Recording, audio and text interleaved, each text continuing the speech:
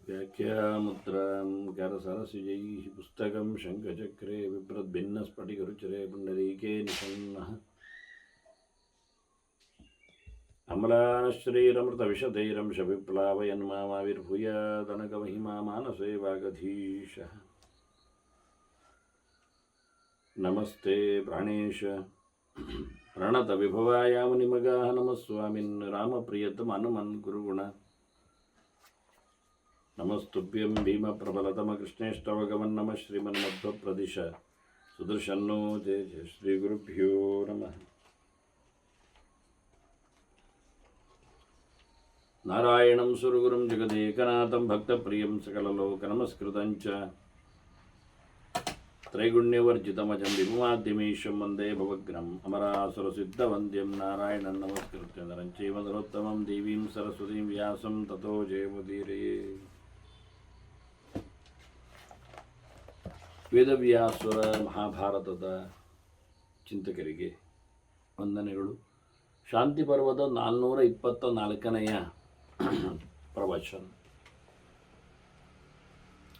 ಪರಾಶರರ ಮಾತುಗಳು ಜನಕರಾಜನಿಗೆ ಹೇಳಿದವುಗಳನ್ನು ಭೀಷ್ಮರು ಧರ್ಮರಾಜನಿಗೆ ತಿಳಿಸಿಕೊಡ್ತಾ ಇದ್ದಾರೆ. ಯಾವ ನೆಲೆಯಲ್ಲಿ ಮನುಷ್ಯ ತನ್ನ ಕರ್ಮ ಪ್ರಪಂಚವನ್ನು ಹರಡಿಕೊಂಡಿರಬೇಕು, ಆತನಿಗೆ ಅದರ ಲಾಭ ಗುಣಾತ್ಮಕವಾಗಿ ಹೇಗೆ ಅನ್ನುವುದರ ಬಗ್ಗೆ ಸುಖೇವಾ ಯದಿವಾ ದುಃಖೇ ವರ್ತಮಾನಃ ವಿಚಕ್ಷಣಃ ಯಶ್ಚಿನೋತಿ ಸುಖಾನ್ಯೇವ ಸಭದ್ರಾಣಿಯ ಪಶ್ಯತಿ. ಅವನ ಕರ್ಮಗಳು ನಡೆಸಿಕೊಟ್ಟಾಗ ಒಳ್ಳೆಯದನ್ನು ಮಾಡಿಕೊಡ್ತದೆ, ಸುಖವನ್ನು ತಂದುಕೊಡ್ತದೆ, ದುಃಖವನ್ನು ತಂದುಕೊಡ್ತದೆ, ಕಷ್ಟವನ್ನು ಮಾಡ್ತದೆ. ವ್ಯಕ್ತಿ ಯಾವುದನ್ನು ಹಗುರವಾಗಿ ಮಾಡಲಿಕ್ಕಾಗ್ತದೋ, ಸುಖವನ್ನು ಕೊಡುವವುಗಳನ್ನೇ ಎಲ್ಲಿ ಆಯ್ಕೆ ಮಾಡ್ತಾನ, ಪಾಪವನ್ನು, ತಪ್ಪನ್ನು, ಅನ್ಯಾಯವನ್ನು ತಿಳಿಸುವಂಥದ್ದಲ್ಲಿ ಬಿಟ್ಟು ಬಿಡ್ತಾನೆ, ಅವನು ನಿಜವಾಗಿ ಒಳ್ಳೆಯವನಾಗ್ತಾನೆ. ಮುಂದಕ್ಕೆ ದೇವತೆಗಳ ಲೋಕಕ್ಕೆ ತೆರಳುತ್ತಾನೆ, ಭಗವಂತನ ಅನುಗ್ರಹಕ್ಕೆ ಪಾತ್ರನಾಗ್ತಾನೆ. ಅದು ಶಾಸ್ತ್ರದಲ್ಲಿ ತಿಳಿಸಲ್ಪಟ್ಟಂತೆ ಅದು ಧರ್ಮವಾಗಿರ್ತದೆ. ನಮಗೆ ಕಂಡಾಬಟ್ಟೆ ಲಾಭ ಬರ್ತದೆ, ಲೋಕದಲ್ಲಿ ಹೆಸರು ಬರ್ತದೆ ಅನ್ನುವ ನೆಲೆಯಲ್ಲಿ ನಾವು ಧರ್ಮವನ್ನು ಬಿಟ್ಟು ಮಾಡಿದ ಕರ್ಮವನ್ನೊಮ್ಮೆ ಮಾಡಿದರೆ,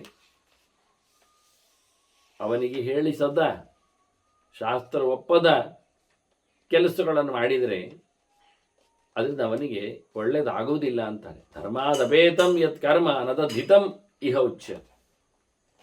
ಇಲ್ಲಿಯೇ ಒಳ್ಳೆಯದಾಗುವುದಿಲ್ಲ ಅಂದಾಗ ಮುಂದೆ ಎಲ್ಲಿ ಒಳ್ಳೆಯದಾಗ್ತದೆ?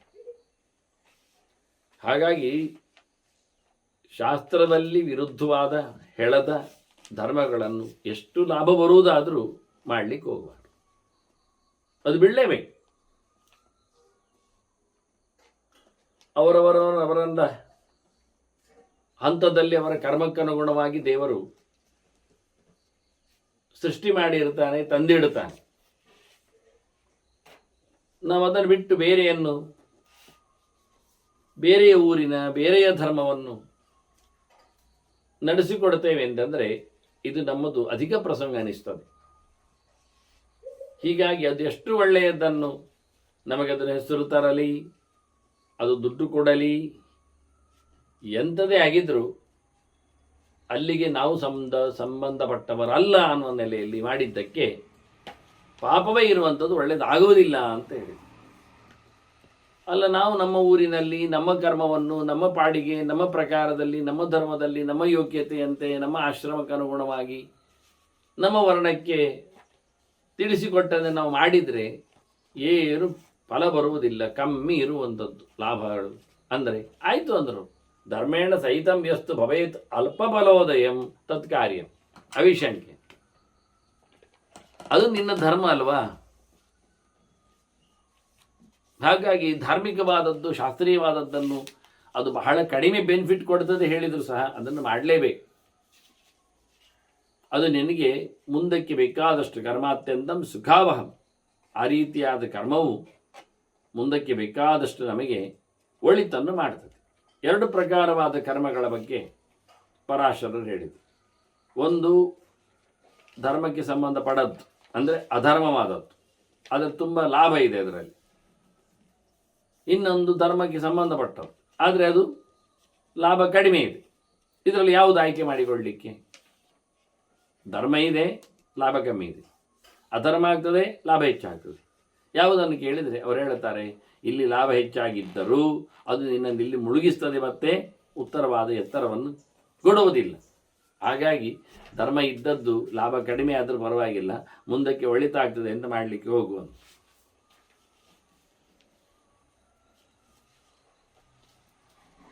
ಹೀಗಾಗಿ ಬಹಳ ಸುಂದರವಾಗಿ, ಈಗ ಉದಾಹರಣೆಗೆ ಬಹಳ ಕ್ಲಿಷ್ಟವಾದದ್ದು ಉದಾಹರಣೆ, ಒಂದು ಅಥರ್ವೋಪನಿಷತ್ತು ಅಂತ, ಗಣಪತಿ ಅಥರ್ವೋಪನಿಷತ್ತು ಅಂತ ಒಂದು ಟೆಸ್ಟ್ ಇದೆ. ಅದು ಉಪನಿಷತ್ತಿನ ಯಾದಿಯಲ್ಲಿ ಅದು ಸೇರಿಕೊಂಡಿದೆ. ಮುಖ್ಯವಾಗಿ ಅದೇನು ವೇದ ಕಾಲದ್ದೇನಲ್ಲ, ಅದು ಕೃತಕ, ಯಾರೋ ಮಾಡಿತ್ತು. ಅದರ ಪರಿಚಯ ನೋಡಿಕೊಂಡಾಗ, ಸ್ವರೂಪ ನೋಡಿಕೊಂಡಾಗ ಅದು ಸ್ಪಷ್ಟ ಆಗ್ತದೆ. ಆದರೆ ಒಂದು ಕಡೆಯಲ್ಲಿ ಗಣಪತಿಯನ್ನು ಪೂರ್ಣವಾದಂತಹ ದೇವರು ಅಂತಲೇ ಹೇಳಿಕೊಳ್ಳುವ ಮಟ್ಟಿಗೆ ಅದನ್ನು ಟ್ರೇಸ್ ಮಾಡಿದ್ದಾರೆ. ಆದರೆ ಗಣಪತಿ ಎನ್ನುವ ಯಾರು? ಅವನು ಶಿವನ ಗೌರಿಯ ಮಗ. ಅವನ ಕೈಯಲ್ಲಿ ಕೆಲವು ಪ್ರಮಥ ಗಣಗಳು, ಭೂತಗಳು ಎಲ್ಲ ಅವನ ಸೇವಕರಾಗಿದ್ದಾರೆ. ಅವನ ವಿಘ್ನಗಳಿಗೆ ಒಡೆಯನಾಗಿದ್ದಾನೆ. ಇಷ್ಟ ಅಂಶಗಳನ್ನು ನಾವು ಸ್ಪಷ್ಟವಾಗಿ ಗಮನಿಸ್ತೇವೆ. ಅದಲ್ಲದೆ ಅವನು ಜಗತ್ತನ್ನು ಸೃಷ್ಟಿ ಮಾಡಿದ, ಮೋಕ್ಷವನ್ನು ಕರುಣಿಸ್ತಾನೆ, ಅವನೇ ಇಂದ್ರನು ಆಗ್ತಾನೆ, ಅವನೇ ಚಂದ್ರನೂ ಇದ್ದಾನೆ. ಹೀಗೆ ಹೇಳಿಕೊಂಡ್ರೆ ನೆಗಾಡ್ತಾರೆ ಜನ. ಯಾಕೆಂದರೆ ಚಂದ್ರನನ್ನು ನೋಡಿ ಚಂದ್ರ ಅವನನ್ನು ನೋಡಿ ನಕ್ಕದ್ದಕ್ಕೆ ಅವನಿಗೊಂದು ಕೀಟಲೆಯೂ ಕೊಟ್ಟದ್ದು ಕಾಣುತ್ತದೆ. ಅಷ್ಟೇ ಅಲ್ಲದೆ ಅವನು ಶಿವನಂತೂ ಅಲ್ಲ, ಸಂಹಾರ ಮಾಡಲಿಕ್ಕೆ ಶಿವನ ಮಗ ಇದ್ದಾನೆ. ಹೀಗಾಗಿ ಏನೋ ಒಂದು ನಡುವೆ ತಪ್ಪು ಹೇಳಲಿಕ್ಕೆ ಹೊರಟು ಅದು ಅಲ್ಲ ಇದು ಅಲ್ಲ ಎರಡನ್ನೂ ಹೇಳಿದ್ದಾರೆ. ಮತ್ತೆ ಅವನನ್ನು ಶಿವನ ಮಗನನ್ನಾಗಿಯೂ ಅಲ್ಲಿ ಹೇಳುತ್ತಾರೆ, ದೊಡ್ಡ ಹೊಟ್ಟೆಯವನನ್ನಾಗಿ ಗುರುತಿಸ್ತಾರೆ. ಇದರಿಂದಾಗಿ ಒಟ್ಟಾರೆ ಏನೋ ಮಾಡಲಿಕ್ಕೆ ಹೋಗಿ ಏನೋ ಎಡವಟ್ಟು ಮಾಡಿಕೊಂಡಿದ್ದಾರೆ. ಅದು ವೇದ ಅಂತ ಹೇಳುವ, ಏನಾದರೂ ಎಳೆದು ಅರ್ಥವನ್ನಾದರೂ ಕಮ್ಮಿ ಮಾಡುವ ಅಂದರೆ ಅದು ವೇದವೇ ಅಲ್ಲ. ಅಂಥದ್ದು ಉಪನಿಷತ್ತುಗಳು ಸುಮಾರಿವೆ.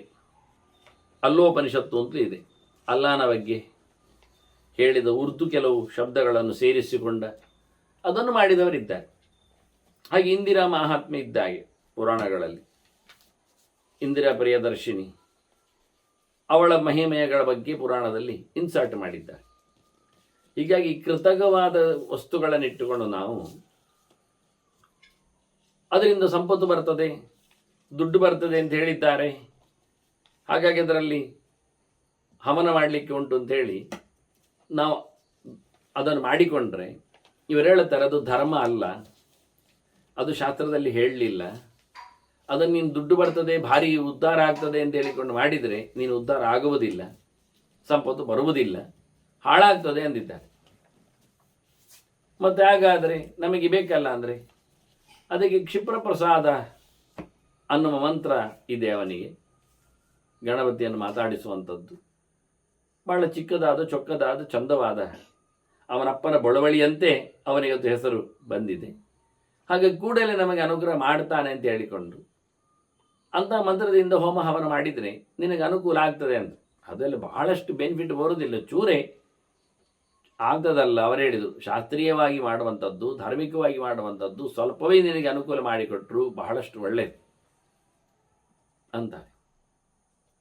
ಹೀಗಾಗಿ ಬಹಳ ಚಂದವಾಗಿ ಧರ್ಮ ಮತ್ತು ಅಧರ್ಮ ಅದು ನಮಗೆ ಯಾವ ನೆಲೆಯಲ್ಲಿ ಕಾಣುತ್ತದೆ. ಇಂಥದ್ದು ಅನೇಕ ಇದೆ, ಇದರಲ್ಲೇ ಎಲ್ಲ ಬರುವಂಥದ್ದು. ನಮಗೆ ಸಂಬಂಧಪಡದ ವೃತ್ತಿಯನ್ನು ನಾವು ಮಾಡಲಿಕ್ಕೆ ಹೋಗಿ ವ್ಯಾಪಾರ, ಯಾವುದು ವ್ಯಾಪಾರ? ಅನ್ನದ ವ್ಯಾಪಾರ, ಅಂದರೆ ಹೋಟೆಲ್. ಈ ವ್ಯಾಪಾರವನ್ನು ಮಾಡಿದರೆ ಕಂಡಾವಟ್ಟಿ ನಮಗೆ ಲಾಭ ಆಗ್ತದೆ.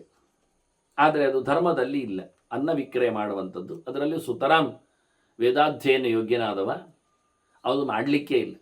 ಇವತ್ತು ನಾವು ಅದನ್ನು ಟ್ರೆಂಡ್ ಮಾಡಿದ್ದೇವೆ, ಸಂತೋಷ ಪಡುತ್ತೇವೆ, ಹೇಳುತ್ತೇವೆ ಬ್ರಾಹ್ಮಣರ ಹೋಟೆಲ್ ಅಂದಾಗ ಭಾರಿ ಖುಷಿ ಆಗ್ತದೆ ಅಂತ, ಜನ ನುಗ್ತಾರೆ ಹಾಗೆ ಹೀಗೆ ಅಂತ. ಅದು ಶೀರ್ಷಿಕೆಯಲ್ಲೇ ಇರಲಿ, ಹೌದಲ್ವ ವಿಷಯ ಮತ್ತೆ. ಆದರೆ ಬ್ರಾಹ್ಮಣ ಮತ್ತು ಹೋಟೆಲ್ ಇದು ಎರಡು ತದ್ವಿರುದ್ಧವಾದ ಧರ್ಮಗಳು. ಅವನ ಅನ್ನ ವಿಕ್ರಯ ಮಾಡಲಿಕ್ಕೆ ಇಲ್ಲ. ಆದರೆ ಸಂಪತ್ತು ಬರ್ತದೆ, ಕಂಡಬಟ್ಟೆ ಒಟ್ಟಾಗ್ತದೆ, ಜನ ಅಲ್ಲಿಗೆ ನುಗ್ತಾರೆ ಅಂದರೆ ತಪ್ಪು ಅಂದ. ಧರ್ಮವನ್ನು ಬಹಳ ಬೆಲೆ ಬರ್ತದೆ ಅಂತೇಳಿ ಅಧರ್ಮವನ್ನು ಮಾಡಲಿಕ್ಕೆ ಹೋದರೆ ನೀನು ಖಂಡಿತವಾಗಿ ಹಾಳಾಗ್ತದೆ. ಮತ್ತು ವೇದವನ್ನೇ ಓದ್ತಾ ವೇದವನ್ನೇ ಪಾಠ ಮಾಡ್ತಾ ಜನರಲ್ಲಿ ಕೂತ್ರೆ ಬಿಡಿ ಕಾಸು ಮಾತ್ರ ಸಿಗುತ್ತೆ, ಒಳ್ಳೆಯದು ಅಂದ. ಯಾಕೆ ಅದು ನೀನು ಮಾಡಿದ್ದು ಧರ್ಮ ಶಾಸ್ತ್ರೀಯ, ಹಾಗೆ ಅಲ್ಪ ಫಲೋದಯ, ಅದು ಬಹಳ ಕಡಿಮೆ ಬೆನಿಫಿಟ್ ಕೊಡುವಂಥದ್ದು, ಅದು ನಿನಗೆ ಶ್ರೇಯಸ್ಸು ಆಗ್ತದೆ, ಉದ್ಧಾರ ಆಗ್ತದೆ. ಎಷ್ಟು ಲಾಂಗ್ ಪೀರಿಯಡ್ ಅಂದರೆ ಎಷ್ಟು ಮನುಷ್ಯನ ಬದುಕಿನಲ್ಲಿ. ಹಾಗೆ ಇದೆರಡನ್ನು ಬಹಳ ಚಂದವಾಗಿ ಇಂಥದ್ದು ಅನೇಕ ಉದಾಹರಣೆಗಳು. ಪರದೇಶ ಗಮನ ಹೋದರೆ ಭಾರಿ ಶ್ರೀಮಂತನಾಗ್ತಾನೆ, ಆದರೆ ಅದು ಅವನಿಗೆ ಹೇಳಿಸಿದ್ದಲ್ಲ. ಈ ದೇಶದಲ್ಲಿ ಅವನನ್ನು ಹುಟ್ಟಿಸಿ ಅಲ್ಲಿನ ಸಂಸ್ಕೃತಿಯನ್ನು ಅವನಲ್ಲಿ ಅಂಟಿಸಿ ಅದನ್ನೆಲ್ಲ ತಪ್ಪಿಸಿ ಆತ ಸಂಪತ್ತು ಬರ್ತದೆ ಅಂತ ನುಂಗ್ಲಿಕ್ಕೆ ಹೋದರೆ ಅವನಿಗೆ ಅದು ಈಗೇನು ಈಗ ಬರ್ತದೆ ಅಂತಲೇ ಹೇಳ್ತಾರಲ್ಲ ಅವರು. ಈಗ ಮಹಾಸಂಪತ್ತು ಬರಲಿಲ್ಲ ಅಂತ ಹೇಳಲಿಲ್ಲ, ಮಹಾಸಂಪತ್ತು ಬರ್ತದೆ ಅಂದರು. ಅಧರ್ಮದಲ್ಲಿ ಮಹಾಸಂಪತ್ತು ಬಂದರೂ ಅದು ಅವನಿಗೆ ಶ್ರೇಯಸ್ಸು ಆಗುವುದಿಲ್ಲ. ಅವನ ಜೀವನ ಸಾಧನೆಯಲ್ಲಿ ಅದು ಹಾಳಾಗ್ತದೆ. ಅದೇ ಇದೇ ದೇಶದಲ್ಲಿದ್ದು ಇದೇ ಸಂಸ್ಕೃತಿಯನ್ನು ನಂಬಿ ಇದರ ಪ್ರಕಾರವೇ ಕರ್ಮಗಳನ್ನು ಮಾಡ್ತಾ ಅಲ್ಪ ಫಲೋದಯನಾದರೂ ಅವನು ಮುಂದಕ್ಕೆ ಭಾರಿ ದೊಡ್ಡ ಶ್ರೇಯಸ್ಸನ್ನು ಪಡಿತಾನೆ.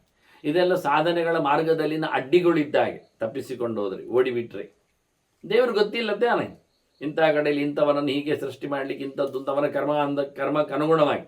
ದೇವರಿಗೇನು ವೈಷಮ್ಯ ನೈರ್ಕರಣೆ ಇಲ್ಲ, ಇವನ ಕರ್ಮಕ್ಕನುಗುಣವಾಗಿ ಅದನ್ನು ನೀವು ತಪ್ಪಿಸಿಕೊಂಡಂತ ಆದರೆ ಹೀಗೆ ಇಂಥದ್ದೇ ಅನೇಕವಾದದ್ದು. ರೌಡಿಸಮ್ ಇದೆ, ದರೋಡೆ ಇದೆ, ಕೊಲೆ ಮುಂತಾದಿದೆ. ಇದನ್ನೆಲ್ಲ ಮಾಡಿಕೊಂಡಾಗ ಕಂಡಬಟ್ಟೆ ದುಡ್ಡು ಕೊಡ್ತಾರೆ, ದುಡ್ಡು ಸಿಗ್ತದೆ, ದುಡ್ಡು ಆಗ್ತದೆ ಅಂತ ಆಗ್ತದೆ. ಆದರೆ ಅದು ಧರ್ಮ ಅಲ್ಲ. ಆದರೆ ಧರ್ಮದಲ್ಲಿ ಬದುಕಿದವನಿಗೆ ಏನು ಸಂಪಾದನೆ ಆಗುವುದಿಲ್ಲ. ಅವನ ಪಕ್ಕದವನೇ ಬೇಕಾದಷ್ಟು ದರೋಡೆಯಲ್ಲಿ, ರೌಡಿಸಮ್ಮಲ್ಲಿ, ಕೊಲೆ ಮುಂತಾದರಲ್ಲಿ ದುಡ್ಡು ಮಾಡಿದ್ದು ಭಾರಿ. ದುಡ್ಡು ಮಾಡುವುದೇನು, ಅವನು ರಾಜಕಾರಣಿಗಳಿಗೆ ಇಷ್ಟ ಆಗುವುದೇನು, ಅವನನ್ನು ಅವರೆಲ್ಲ ಬಿಡಿಸಿ ಬೇಕಾದಷ್ಟು ಕಡೆಯಲ್ಲಿ ಓಡಾಡಿಸುವುದೇನು ಅದ್ಭುತವಾಗಿರ್ತದೆ. ಅದರ ಪ್ರಯೋಜನ ಏನಾಯಿತು? ಮುಂದೆ ಜನ್ಮಾಂತರಗಳಲ್ಲಿ ಅದರ ಏಳಿಗೆ ಅವನಿಗಿಲ್ಲ, ಸದ್ಗತಿ ಇಲ್ಲ. ಹೀಗೆ ಅನೇಕ ದೃಷ್ಟಾಂತಗಳನ್ನು ಕೊಟ್ಟಿದ್ದೀನಿ ಎರಡು ಗೆರೆಗಳಿಗೆ. ಇದನ್ನು ಅನೇಕ ಬಾರಿ ಪರಾಶರರು ಹೇಳ್ತಾರೆ. ಸುಮಾರು ಕಡೆಯಲ್ಲಿ ಇಂತಹ ಒಂದು ಚಿಂತನೆಗಳು ಬರ್ತಾವೆ. ಹೀಗಾಗಿ ಯೋ ಹತ್ವಾ ಗೋ ಸಹಸ್ರಾಣಿ ರಾಜನ ವಿಷಯದಲ್ಲಿ ಹೇಳ್ತಾನೆ ಅವನು ಒಂದು ವಿಷಯ. ನೃಪಃ ಅಂದರೆ ಇದರ ದೃಷ್ಟಾಂತವಾಗಿ ದದ್ಯಾತ್ ಅರಕ್ಷಿತ. ಒಬ್ಬ ರಾಜ ಪ್ರಜೆಗಳನ್ನು ಚೆನ್ನಾಗಿ ನೋಡುತ್ತಾ ಇಲ್ಲ, ಅರಕ್ಷಿತ. ಅವ್ರ ಮೇಲೆ ಬಹಳಷ್ಟು ದೌರ್ಜನ್ಯವನ್ನು ಮಾಡ್ತಾನೆ, ಹಿಂಸೆ ಮಾಡ್ತಾನೆ. ಆದರೆ ಸಾವಿರಗಟ್ಟಲೆ ಧನವನ್ನು ದಾನ ಮಾಡಿದ್ದಾನವ. ಏನಾಯ್ತು ಕೇಳಿದ್ರಿ? ಹೇ ಸ ಶಬ್ದ ಮಾತ್ರ ಭಾಗ್ ಫಲಭಾಗ್ ರಾಜಾಭವತಿ ತಸ್ಕರ. ಸ ಶಬ್ದ ಮಾತ್ರ ಫಲಭಾಗ್. ಅವನು ಖಾಲಿ ಗೋದಾನ ಮಾಡಿದ್ದಾನೆ ಅಂತ ಹೇಳಿದ ಪುಣ್ಯ ಪಡೆದಿದ್ದಾನೆ ಅಂತ ಹೇಳಲಿಕ್ಕೆ ಮಾತ್ರ ಬರಲಿಲ್ಲ, ಫಲ ಬರಲಿಲ್ಲ. ಅವ ಕಳ್ಳ, ಅವ ಮೋಸಗಾರ, ಅವ ಅನ್ಯಾಯಗಾರ ಅಂತ ಹೇಳ್ತಾರೆ. ಯಾಕೆ? ಅವನ ರಾಜಧರ್ಮ ಇಲ್ಲ ಆಯಿತು. ಪ್ರಜೆಗಳನ್ನು ಸಂತೋಷಪಡಿಸುವುದರ ಬದಲಿಗೆ ಅವರನ್ನು ಉಪಟಳ ಕೊಟ್ಟ, ಹಿಂಸೆ ಮಾಡಿದ, ಚೆನ್ನಾಗಿ ನೋಡಿಕೊಳ್ಳುತ್ತಾ ಇಲ್ಲ ಅಂಥವನು ಕಳ್ಳಲ್ಲದ ಇನ್ನೇನು ಅಂತ. ನಿಜವಾಗಿ ರಾಜರನ್ನು ಇಟ್ಟುಕೊಂಡು ವೈಶ್ಯರು ಬೆಳಿಬೇಕು. ರಾಜರ ರಕ್ಷಣೆಯಲ್ಲಿ, ಅವರ ಅನುಕೂಲದ ವಿಷಯದಲ್ಲಿ ವ್ಯಾಪಾರಿಗಳು ವ್ಯಾಪಾರವನ್ನು ನಡೆಸ್ತಾ ವೈಶ್ಯರು ದೇಶವನ್ನು ಬೆಳೆಸಬೇಕು. ತಮರ್ಚಯಿತ್ವ ವೈಶ್ಯಸ್ತು ಕುರಿಯಾತ್ ಅತ್ಯರ್ಥಂ ವೃದ್ಧಿಮಾನ್ ವೃದ್ಧಿಮತ್ ಕುರಿಯಾತ್. ರಾಜನ ದೇಶ ಬಹಳಷ್ಟು ವೈಭವಯುತವಾಗಿ ಬರುವಂತೆ ಮಾಡಲಿಕ್ಕೆ ವೈಶ್ಯರದ್ದು ಪ್ರಧಾನ ಪಾತ್ರ. ಪ್ರೊಡಕ್ಷನ್ಸ್ ಜೊತೆಯಲ್ಲಿ ಡಿಸ್ಟ್ರಿಬ್ಯೂಷನ್ಸ್, ವ್ಯಾಪಾರ ವ್ಯವಹಾರ ಅಂದರೆ ದೇಶದಲ್ಲಿ ಎಷ್ಟು ಬಗೆಗಳ ವಸ್ತುಗಳ ನಿರ್ಮಿತಿ ಜೊತೆಯಲ್ಲಿ ಅದರ ವಿತರಣೆ ಆಗ್ತದೋ ಅದನ್ನೆಲ್ಲ ಬಹಳ ದೊಡ್ಡ ಮಟ್ಟಿಗೆ ನೋಡಿಕೊಳ್ಳುವವರು ವ್ಯಾಪಾರಿಗಳು, ವೈಶ್ಯರು. ಅದರ ವೈಶ್ಯರಿಂದಾಗಿ ರಾಜ್ಯಕ್ಕೆ ಹೆಸರು, ರಾಜ್ಯದ ಸಂಪತ್ತು ಬೆಳೀತದೆ. ಆ ಸಂಪತ್ತುಗಳ ವಿನಿಯೋಗದಲ್ಲಿ ರಾಜರು ಚೆನ್ನಾಗಿ ಪ್ರಜೆಗಳನ್ನು ನೋಡಿಕೊಳ್ಳಬೇಕು, ಅನುಕೂಲ ಮಾಡಿಕೊಡಬೇಕು. ಮತ್ತು ಸಂಸ್ಕಾರಯುತರಾದ ಬ್ರಾಹ್ಮಣರು, ವೇದ ಧರ್ಮವನ್ನು ಅವಲಂಬಿಸಿಕೊಂಡವರು, ಅವ್ರು ಏನು ಮಾಡಬೇಕು ಅಂದರೆ ಅವರು ಅಜಿಕ್ಮೈಹಿ ಅಶಟಕ್ರೋಧೈಹಿ ಹವ್ಯಕವ್ಯ ಪ್ರವಯೋಕ್ತೃಭಿಹಿ, ವಿಶೇಷವಾಗಿ ರಾಜರು ದೇಶವನ್ನು ನೋಡಿಕೊಂಡರೆ ರಕ್ಷಿತವ್ಯಂ ತು ರಾಜನ್ಯೈಹಿ, ರಾಜರು ಚೆನ್ನಾಗಿ ದೇಶವನ್ನು ನೋಡಿಕೊಂಡಾಗ ಉಪಯೋಜ್ಯಂ ಜುಜಾತಿಭಿ, ಬ್ರಾಹ್ಮಣರು, ವೇದಜ್ಞರು, ತಿಳುವಳಿಕೆ ತುಂಬಿದವರು, ಉತ್ತಮ ಸಂಸ್ಕಾರವಂತರು, ಗುಣದೋಷಗಳನ್ನು ಅರಿತವರು ಅವರು ಅದನ್ನು ಉಪಯೋಗಿಸಿಕೊಳ್ಳಬೇಕು. ವಿಶೇಷವಾಗಿ ಬೆಳೆಸಿ ನಿಂತ ರಾಜ್ಯವನ್ನು, ವ್ಯಾಪಾರಿಗಳು ಸಮೃದ್ಧವಾಗಿ ಕೊಂಡ ರಾಜ್ಯವನ್ನು ಇವರು ಒಂದು ಚೂರು ಕಪಟ ಇಲ್ಲದೆ, ಮೋಸ ಇಲ್ಲದೆ, ಸ್ವಾರ್ಥ ಇಲ್ಲದೆ, ಕೋಪತಾಪಗಳಿಗೆ ಒಳಗಾಗದೆ ಅದನ್ನು ಹೋಮ ಹವನಗಳಲ್ಲಿ ವಿನಿಯೋಗಿಸಿಕೊಳ್ಳಬೇಕು. ಧರ್ಮಕರ್ಮಗಳನ್ನು ಅವರಿಗೆ ಗೊತ್ತಿರುವುದು ಅದೇ ಅಲ್ವ, ಅವರ ಕೈಯಲ್ಲಿರುವಂಥದ್ದು ಮಂತ್ರ ತಂತ್ರಗಳು. ಆ ಮಂತ್ರ ತಂತ್ರಗಳಿಂದ ದೇಶವನ್ನು ಬೆಳಗಿಸಬೇಕು, ಜನರಿಗೆ ಅನುಕೂಲವನ್ನು ಕೊಡಬೇಕು, ವ್ಯಾಧಿಗಳನ್ನು ದೂರಗೊಳಿಸಬೇಕು. ರಾಜನ ಜೊತೆಯಲ್ಲಿ ದೇಶ ರಕ್ಷಣೆಯಲ್ಲಿ ಅವರು ಈ ಪ್ರಕಾರದಲ್ಲಿ ಸೇರಿಕೊಳ್ಳಬೇಕು. ಬಹಳ ಸುಂದರವಾಗಿ ರಾಜ ನೋಡಿಕೊಳ್ಳುತ್ತಾನೆ, ವೈಶ್ಯರು ಸಂಪಾದನೆ ಮಾಡಿಕೊಳ್ಳುತ್ತಾರೆ, ಅದನ್ನು ಧರ್ಮದಲ್ಲಿ ವಿನಿಯೋಗಿಸಿಕೊಳ್ಳುತ್ತಾರೆ ತಮ್ಮ ಬುದ್ಧಿಮಂತಿಕೆಯಿಂದ, ಅಧ್ಯಯನದಿಂದ, ವಿದ್ಯೆಯಿಂದ. ಹೀಗೆ ಈ ಮೂರು ಧರ್ಮಗಳು. ಇದಕ್ಕಾಗಿಯೇ ರಾಜರ ಸೃಷ್ಟಿಯನ್ನಾದದ್ದು ಚತುರ್ಮುಖನಿಂದ. ಆ ಚತುರ್ಮುಖನನ್ನು ಭಗವಂತ ಸೃಷ್ಟಿ ಮಾಡಿ ಈ ನೆಲೆಯಲ್ಲಿ ಈ ನೆಲವನ್ನು ನೋಡಿಕೊಳ್ಳಬೇಕು ಅಂತ ಕೊಟ್ಟ. ಬ್ರಹ್ಮಾಂಡವನ್ನು ಸೃಷ್ಟಿಸಿದ ಭಗವಂತ ಬ್ರಹ್ಮಾಂಡದ ಅರಸನಾಗಿ ಪಾಲನೆಯಲ್ಲಿ ಚತುರ್ಮುಖನನ್ನು ಹಾಕಿದವ. ಚತುರ್ಮುಖ ಮತ್ತೆ ಈ ಲೋಕದಲ್ಲಿ ನೋಡಿಕೊಳ್ಳಿಕ್ಕೆ ಅಂತೇಳಿ ಮನ್ವಾದಿಗಳನ್ನು ಸೃಷ್ಟಿ ಮಾಡಿದ್ದಾನೆ. ಮುಖ್ಯವಾಗಿ ನೋಡಿಕೊಳ್ಳಿಕ್ಕೆ ಅಂತೇಳಿ ಪ್ರಜಾಪತಿಗಳನ್ನೆಲ್ಲ ತಂದಿದ್ದಾನೆ. ಹೀಗಾಗಿ ರಾಜ ಅಲ್ಲಿಂದ ಬಂದದ್ದು ವಾಸ್ತವವಾಗಿ ನೋಡಿಕೊಳ್ಳಿಕ್ಕೆ ಬಂದ ಹಾಗೆ. ಹೀಗೆ ಧರ್ಮದ ಚೌಕಟ್ಟುಗಳು, ಇದರಲ್ಲಿ ಬೇಕಾಗಿರ್ತಕ್ಕಂಥ ಹೋಮ ಹವನಗಳಿಗೆ ಅನುಕೂಲ ಮಾಡಲಿಕ್ಕೆ, ಇವರಿಗೆಲ್ಲ ವ್ಯಾಪಾರ ವ್ಯವಹಾರಗಳಲ್ಲಿ ಅನುಕೂಲ ಮಾಡಲಿಕ್ಕೆ, ಸಾಮಾನು ಸರಂಜಾಮಗಳು ಒಂದೂರಿಂದ ಒಂದೂರಿಗೆ ತಗೊಂಡೋಗಿ ಕೊಡಲಿಕ್ಕೆ, ಇಡಲಿಕ್ಕೆ, ಹೊತ್ತಲಿಕ್ಕೆ, ತೆಗಿಲಿಕ್ಕೆ, ಅದನ್ನು ತೆಗಿಲಿಕ್ಕೆ, ಮಾಡಲಿಕ್ಕೆ. ವ್ಯಾಪಾರ ವ್ಯವಹಾರಗಳು ಅಂದರೆ ಕೇವಲ ದ್ರವ್ಯವನ್ನು ಅಲ್ಲ, ಅನ್ನ, ಅಕ್ಕಿ, ಬೇಳೆ, ತರಕಾರಿ ಮುಂತಾದವುಗಳಾಗ್ತದೆ. ಅದರಲ್ಲಿ ತೋಟದ ಕೆಲಸವೂ ಬೇಕಾಗ್ತದೆ. ಹಾಗೆ ಇಂಥ ಕಡೆಯಲ್ಲಿ ಎಲ್ಲ ರಾಜರಿಗೂ ಹಾಗೆ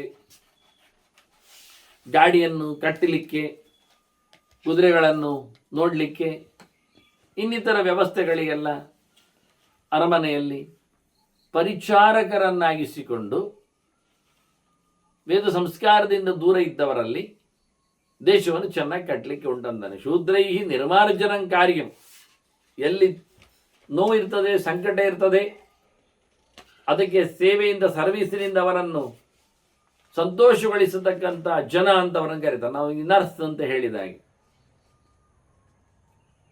ಸೇವಕರು ಅಂತ ಹೇಳ್ತೇವೆ, ಸರ್ವೆಂಟ್ ಅಂತೇವೆ. ಅದು ದೊಡ್ಡ ಸಂಗತಿಯೇ. ಇಡೀ ದೇಶಕ್ಕೆ ಬಂದಿರತಕ್ಕಂತಹ ತೊಂದರೆಯನ್ನು ನಿವೃತ್ತಿಗೊಳಿಸುವಲ್ಲಿ ನಾವೆಲ್ಲ ಟೊಂಕಬದ್ಧರು ಅಂತ ಹೇಳಿಕೊಂಡ್ರೆ, ರಾಷ್ಟ್ರ ಸೇವೆಯೇ ನನ್ನ ವೃತ್ತಿಯನ್ನು ನೆಲೆಯಲ್ಲಿ ಅದಕ್ಕೆ ನಾನು ನನ್ನನ್ನು ಮುಡಿಪಾಗಿಟ್ಟಿದ್ದೇನೆ, ನನ್ನನ್ನು ನಾನು ಕೊಟ್ಟುಬಿಡುತ್ತೇನೆ ಅಂತ ಹೇಳುವುದು ಅದು ದೊಡ್ಡ ಸಂಗತಿಯೇ. ಅದನ್ನು ಮತ್ತೆ ದೂರಗೊಳಿಸುವುದು, ಅದನ್ನು ಮುಚ್ಚಿ ಹಾಕುವುದು, ಹಾಗೆ ಹೇಳಲಿಕ್ಕೆಲ್ಲ ಹೇಳುವುದು ಅದು ಅಲ್ಲವೇ ಅಲ್ಲ.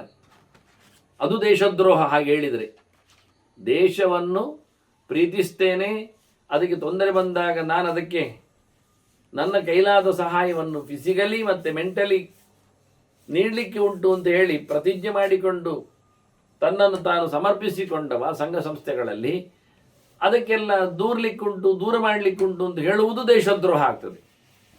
ಅಂಥವರು ರಾಜಕಾರಣಿಗಳೆಲ್ಲ, ಅವರು ರೋಷಕಾರಣಿಗಳು. ವಾಸ್ತವವಾಗಿ ದ್ವೇಷವನ್ನು ಬಿತ್ತುವವರವರು, ಅವರು ನಿಜವಾಗಿ ದಮ್ಯರಿದ್ದಾರೆ, ದಂಡನೀಯರಿರ್ತಾರೆ. ಅಂಥವರನ್ನು ಮೊದಲು ನಾವು ಈ ರೀತಿಯಾಗಿ ಜನರನ್ನು ತಪ್ಪು ದಾರಿಗೆ ಎಳೆದುಕೊಂಡು ತಲೆ ಹಾಳು ಮಾಡಿಕೊಂಡು ತಮ್ಮ ಬೇಳೆಯನ್ನು ಬೇಯಿಸಿಕೊಳ್ಳುವವರನ್ನು ಮೊದಲಿಗೆ ಮುಗಿಸಬೇಕು. ಅವರ ವಾಯ್ಸು ನಿಲ್ಲಿಸಲಿಕ್ಕೋಸ್ಕರ ಮುಗಿಸಬೇಕು ಅಂತ ಕ್ರಮ ವಾಸ್ತವವಾಗಿ. ಹಾಗಾಗಿ ಬಹಳ ಚಂದವಾಗಿ ಏವಂ ಧರ್ಮ ನನಶ್ಯತೆ ಅಂತಾರೆ. ಹೀಗಿದ್ದರೆ ದೇಶದ ಧರ್ಮ ಬೆಳೀತದೆ, ಒಟ್ಟಾಗಿ ಅದು ಪ್ರಕಾಶಕ್ಕೆ ಬರ್ತದೆ ಅಂತ. ಅಪರಷ್ಟೇ ತಥೋ ಧರ್ಮ ಧರ್ಮೇ ಭವಂತಿ ಸುಖಿತಾ ಪ್ರಜಾ. ಅಪರಷ್ಟೇ ತಥೋ ಧರ್ಮೇ, ಧರ್ಮವು ನಾಶ ಆಗದೇ ಇದ್ದರೆ ಖಂಡಿತವಾಗಿ ಪ್ರಜೆಗಳಿಗೆ ಖುಷಿಯೋ ಖುಷಿ.